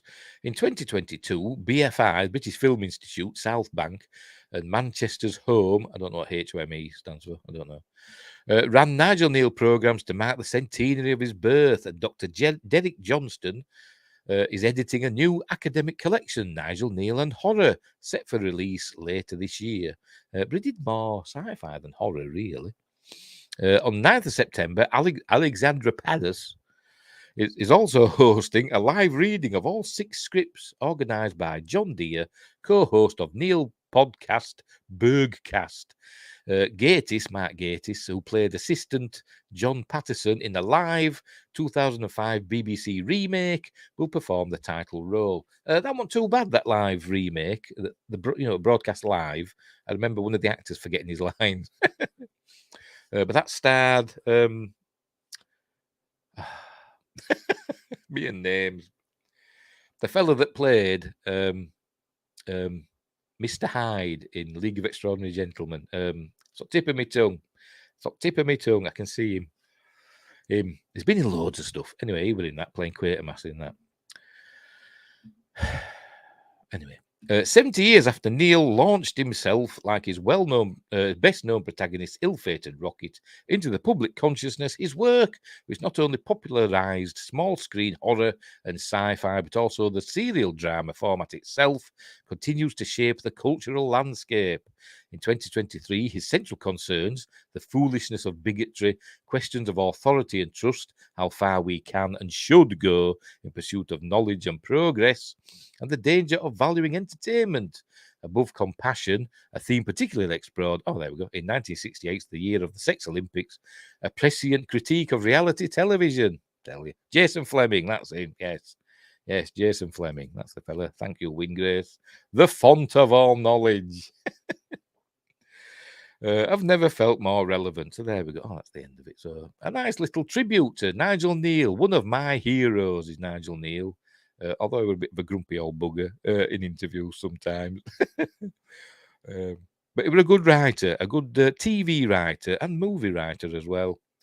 Apart from the slight hysterical bent that some of his characters took. Right, let's move on. It'll be an all bloody night otherwise. Right, what's next? Oh, cracky, here we go. Oh, give over, go away. No, thank you. I don't want to subscribe to your newsletter. Right, it's from Sci-Fi Now. I used to get that magazine, actually. Anyway, the creator trailer for Rogue One's Gareth Edwards' robo sci-fi. Check out the sublime-looking trailer for upcoming sci-fi adventure. The creator from the director of Rogue One.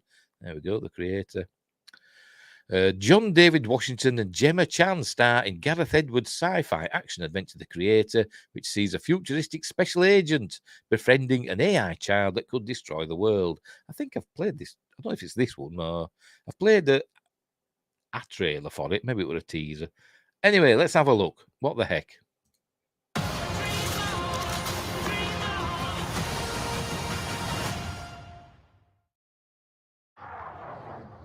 When the war started,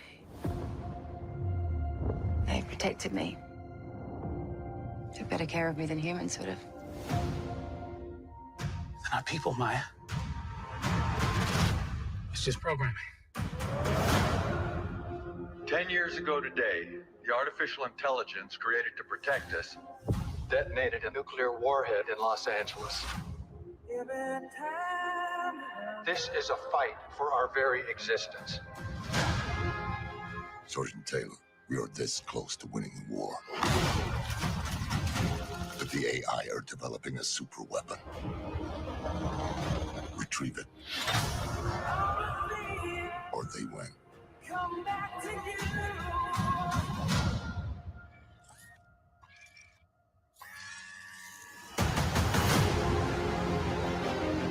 Did you locate the weapon? Yeah, it's just a kid.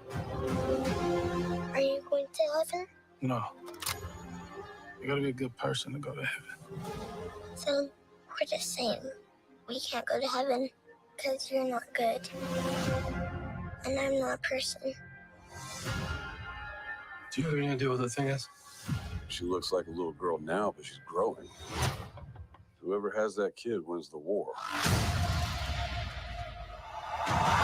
Whose side you want, huh?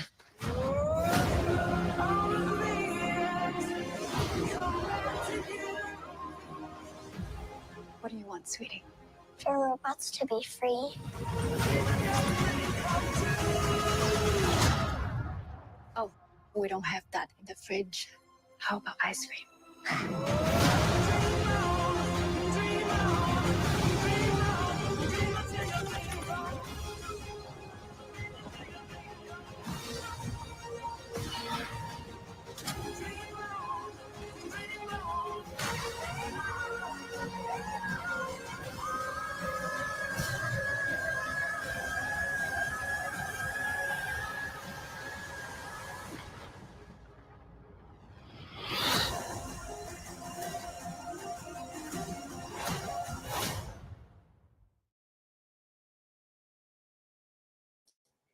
Nearly forgot to unmute myself. That looks really, really good, doesn't it? Oh, look what's on the Echelon Conspiracy. Oh, one of my videos. Bit of Star Trek. Maximus. Rogue One. Midnight's Edge After Dark. Anyway, there we go. Yeah, Children of Men with Robots. Yeah, also vibes of Elysium, District 9, and like sci-fi art from the like 60s and 70s. That I can't remember the names of the artists. You see them in like, you know, sci-fi books and stuff. What's his name now? Chris. I can't remember his name. There's a famous sci-fi artist called Chris something. Chris Foss. Kind of reminds me of that as well, particularly with that big, like tank-like machine. But it looks good though. It does look good. I'm looking forward to that. I hope it's good because, like I say, Rogue One's my favourite Star Wars film. And anyway, speaking of AI, the AI from the Y-File said it wouldn't nuke us. It would take us out. It could take us out much more easily. Yes, it did. The Y-Files. Follow them on YouTube. Hecklefish for President did a great episode on AI, and it. I said it wouldn't have to blow us up to get rid of us. It just get into the computers and just basically just throw us back to the Stone Age in no time at all. Anyway, back to this film. Amidst a future war between the human race and the forces of artificial intelligence, the creator. I think there's another story later on about AI. It's everywhere at the moment. The creator follows Joshua Washington, a hardened ex-Special Forces agent grieving the disappearance of his wife, Chan. Is recruited to hunt down and kill the creator, the elusive architect of advanced AI, who has developed a mysterious weapon with the power to end the war and mankind itself.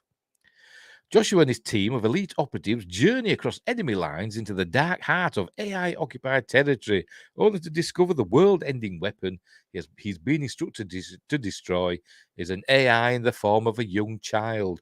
That bloody golden child, that's what it looked like, didn't it? Another great film. I wonder if Eddie Murphy's in this as well. Speaking of golden child, that's reminiscent of it, isn't it? The movie looks absolutely gorgeous. Check out some stills here. There we go. Let's look at some stills while we're here. There we go. There's Ken. Is it Ken Watanabe? Is that his name? Probably getting that wrong. Yes, Ken Watanabe. There. Oh, I remember the name. Yeah, me. But he worked with him before, I think, hadn't it, in Godzilla.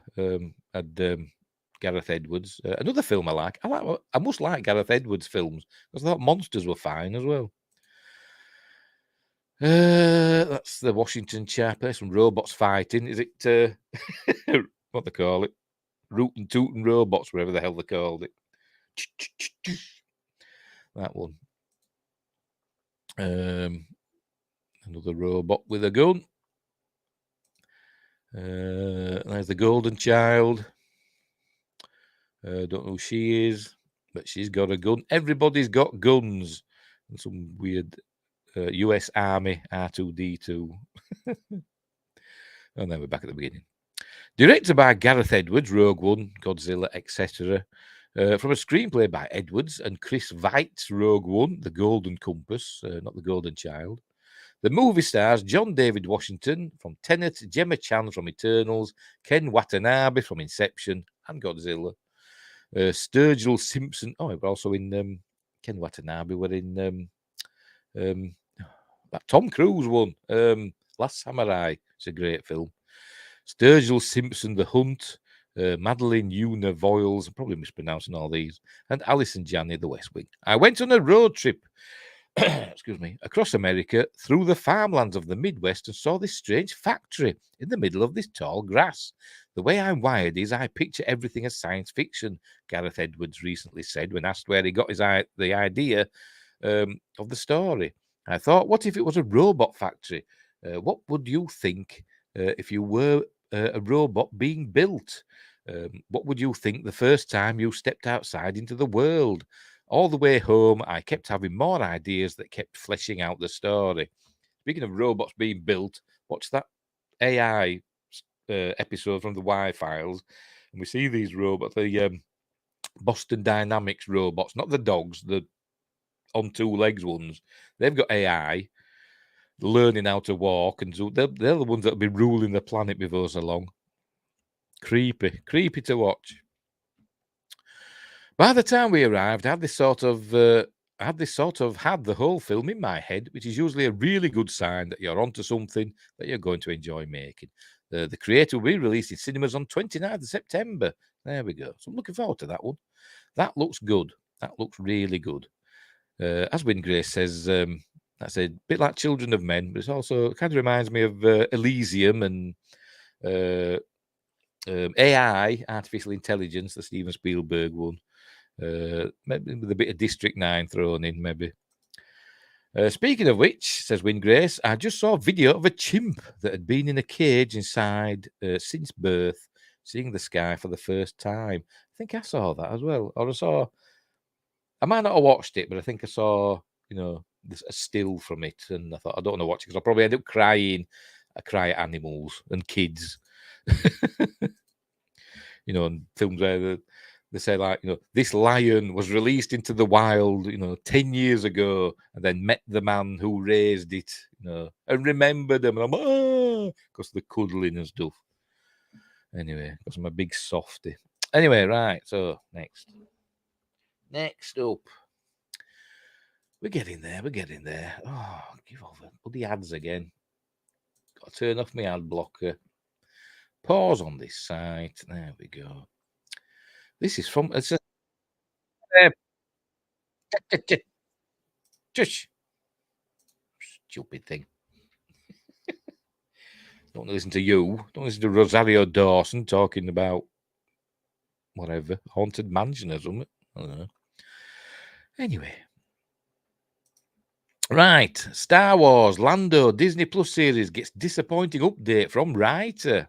I don't know what that's got to do with it, this video there, but never mind. A series featuring Lando Calrissian starring Donald Glover.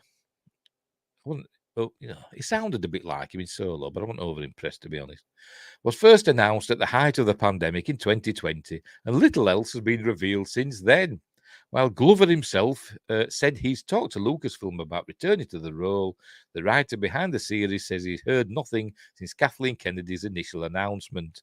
According to Justin Simeon, speaking of chimps, he worked for, not saying he's a chimp, I'm about the Simeon, but I know it's spelt differently. He worked feverishly on the series, only to not hear back from Lucasfilm at any point in the 3 years since. I certainly poured my heart and spent a lot of time working with them to put together a really great show. It feels like everybody loves it, Simeon said in an interview with The Direct. And I was told we had to put a pause on it because of scheduling. And the next update I got was in 2020, some years ago. So I don't know. I have no idea what's going on with it. When asked about it in April, Glover said he'd love to return to the franchise, only he needs to make sure the story is right. I'd love to play Lando again. It's a fun time to be him. Lando being pansexual. He had a relationship with his droid. So basically was a sex toy, wasn't she? Unbelievable. Anyway, it has to be just right. It's a fun time to be him. It just has to be it just needs to be the right way to do it, Glover revealed at the time. Time is precious. I think everybody's in the past couple of years, this pandemic shit, had people experience time in a way where they're like, people kind of realize their time is valuable. You only get so much. So, I'm not interested in doing anything that's just going to be like a waste of my time or just a paycheck. Ka-ching! I'll do it. I'd much rather spend time with people that I enjoy. So it just has to be the right thing. We get the drift. Now, that's as much as I can say, without Kathleen Kennedy, hunting me down. He added, he also feels pulpy. The rest of those, the whole Skywalker family, you can't really F with the canon. Should be one end, mate. You can have a pulpy kind of shitty Lando novel that feels like outside of the Star Wars universe, but still in it. What's he talking about? And I think that's why people like him. He's the most elastic of the characters because you don't know where he's from or who he is or whatever. But he had that little maneuver at the Battle of Tenev, whatever that was. There's only really those 3 little books. So yeah, it was dope to play him. It was really fun. Yeah, whatever. So it looks like there's going to be no Lando series. Anyway, do we care? No. But I just thought I should tell you. Right. Oh, go away. There we go. This next one is back to Doctor Who. This is from the Mary Sue. 3 new Doctor Who books confirmed for 60th anniversary special. Doctor Who 60th anniversary is the gift that keeps on giving. David Tennant is set to return as the 14th Doctor. We saw his lightsaber earlier on, didn't we? I know his sonic screwdriver. Catherine Tate will return as Donna Noble to help recreate their iconic and hilarious dynamic, and Ncuti Gatwa will get to show us all what made ex and current showrunner Russell T Davies so excited to have him aboard as he finally makes his debut as the 15th Doctor. Plus, it was recently revealed that all 3 Doctor Who 60th anniversary specials will also be published as novels. Oh, there we go. These novelizations will be made available as part of the Target book range. And for those of you wondering, no, that's not related to the American retail chain. Target Books was launched in 1973 and published novelizations of almost every Doctor Who serial that premiered between 1969 and 1989. And somewhere I've got Doctor Who and the Loch Ness Monster, which was the novel version of Terror of the Zygons, which is my favourite all-time Doctor Who story. I love that. Yeah. I've got it on VHS somewhere. But yeah, I've got that book as well. And a couple of others. I think I've got The Three Doctors. I think that might be it. I haven't got a lot. That's it. Anyway, the BBC started reissuing paperbacks of these written adaptations in 2012, and the initiative has since expanded to include brand new novelisations of Doctor Who's modern episodes.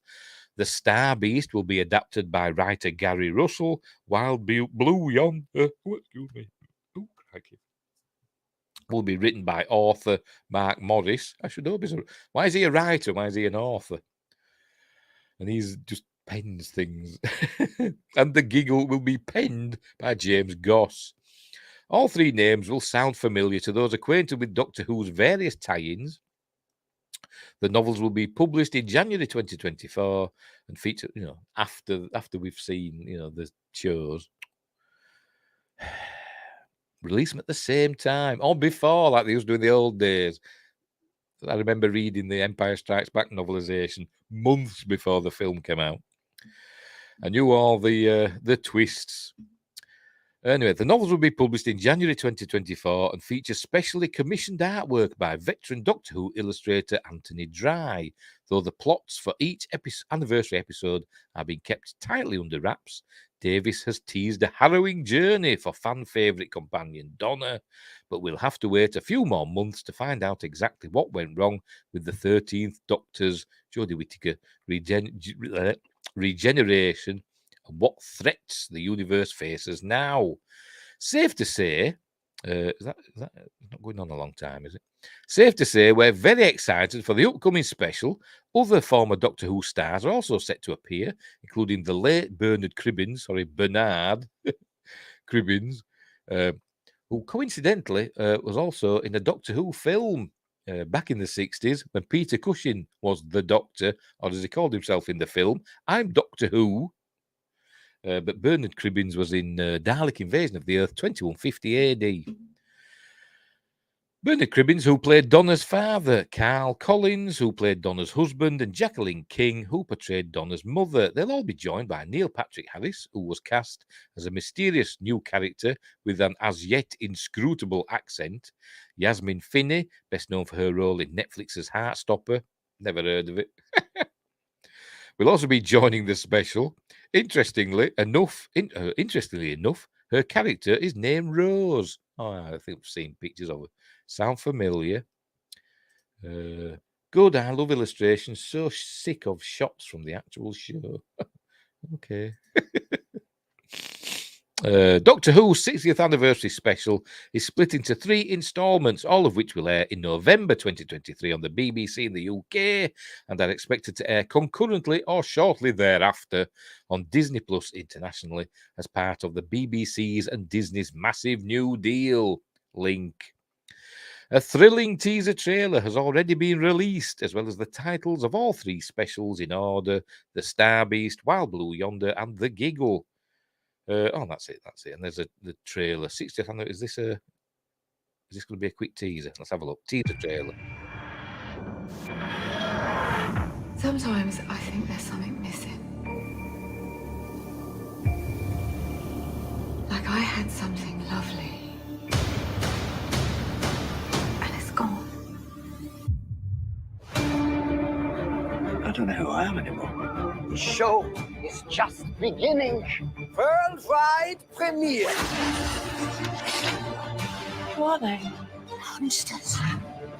I don't believe in destiny, but if destiny exists, then it is heading for Donna Noble. Open fire! If she ever remembers me, she will die. You mean man? He's not there. You can't see him. Allons-y! Someone tell me what the hell is going on here?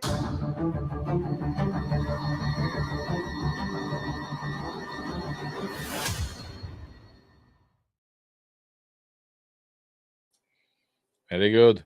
That sounds like Muddy Gold music. It does a lot of that, doesn't it? Yeah, that's good. Looks. Hope it's fun. We will see. Alonzi. He's just the 10th Doctor again, isn't he? It's exactly the same character. Anyway, moving on. Nearly done. Actually, we are done. This is the last one. I've got to move that one. Sorry. There's Melissa Navia's. Where is it now? I think it's that one. There we go. Move that over there. Right. The last article for today. Whew. Is this one. James Cameron on threat of AI. I told you another AI story. I warned you in 1984 and you didn't listen. It's not the only one, James, that's warned us about AI. I think that we will get into the equivalent of a nuclear arms race with AI, and there he is with his T-800. When did they become T-800s? I mean, the original Terminator, it was just Cyberdyne Systems Model 101. When did the T-800s come into it? Terminator 2, I imagine. James Cameron is literally saying, I told you so, in response to the rise of AI. In an interview with CTV News, the filmmaker referenced his sci-fi classic, The Terminator, while sharing his concern about the threat artificial intelligence poses to humanity. That's another one of the reasons why the writers and actors are going on strike. The rise of AI, putting actors and writers out of work, basically. I warned you guys in 1984 and you didn't listen, he told chief political correspondent Vasi Kapellos, explaining that we have to examine who is developing the technology and whether they are doing it for profit, teaching it greed, or for military defense, teaching it paranoia. He continued, I think that we will get into the equivalent of a nuclear arms race with AI, and if we don't build it, the other guys are for sure going to build it. Oh, aye. China's already got it. The military have probably got AI computers or whatever that are 20 years ahead of what's available to the public, because they always have, haven't they? They always have. Anyway, so then it'll escalate. You could imagine an AI in a combat theatre, the whole thing just being fought by the computers at a speed humans can no longer intercede, and you have no ability to de-escalate. In The Terminator, Cameron and co-writer Gail Ann Hurd, who he married, been married a lot as James Cameron, hasn't he? The women he's worked with, laid out a scenario in which an artificial intelligence defense network called Skynet had become self-aware and all but destroyed humanity. 4 decades later, it no longer feels like science fiction, but a potential reality. Elsewhere in the interview, Cameron gave his thoughts about AI bots being used to write film scripts, which is one of the sticking points of the ongoing WGA strike. On that front, he doesn't feel threatened by artificial intelligence being able to encroach on his craft. I just don't personally believe that a disembodied mind that's just regurgitating what other embodied minds have said about the life that they've had, about love, about lying, about fear, about mortality, and just put it all together into a word salad and then regurgitate it, he said. I don't believe that's ever going to have something that's going to move an audience. You have to be human to write that. Don't bet on it, James. Don't bet on it.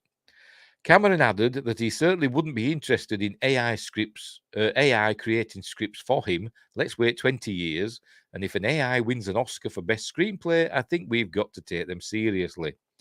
Earlier this month, the Titanic director dispelled rumours that he's making a movie about the Ocean Gate tragedy following the explosion or implosion of a submersible meant to sustain tours of the Titanic wreckage.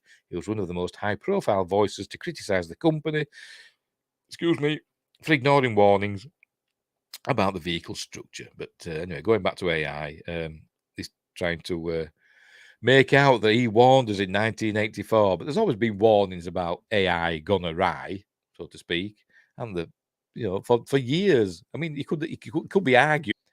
What about an AI trying to take over a city? It could be argued that, couldn't it, with Maria the robot?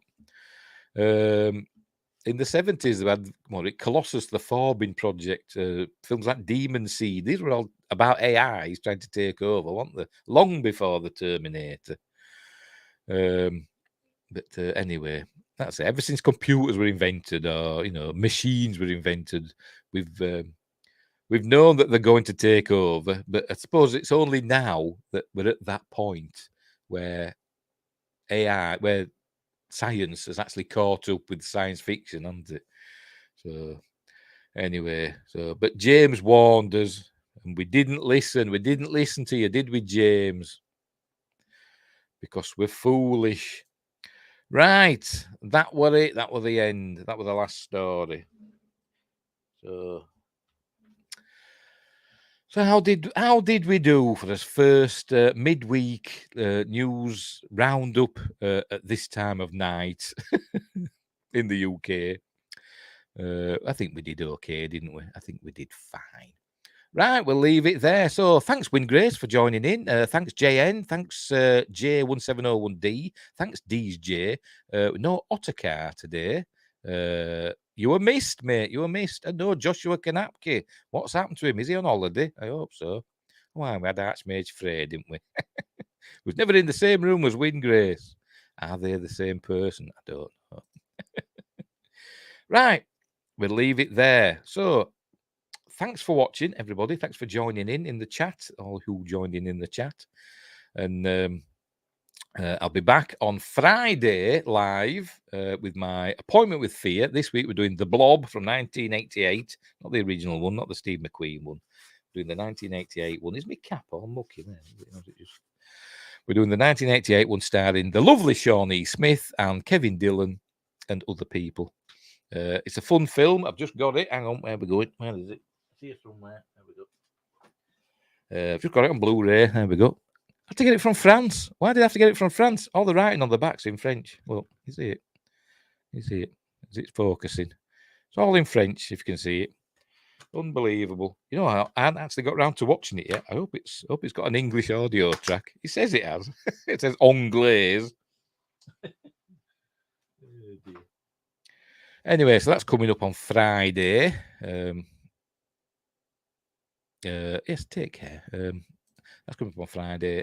What else is going to happen? There'll be another news one on Sunday. I'll have it at the same time, 9 o'clock at night, UK time, 1 p.m. East, Pacific, 4 p.m. Eastern, 6 a.m. the following day, because they're in the future in Australia.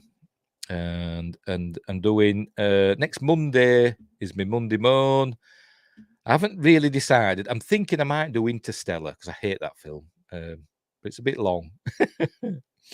So I might not. I might change my mind. I might look for something else that I don't like, that is universally loved, but I don't like.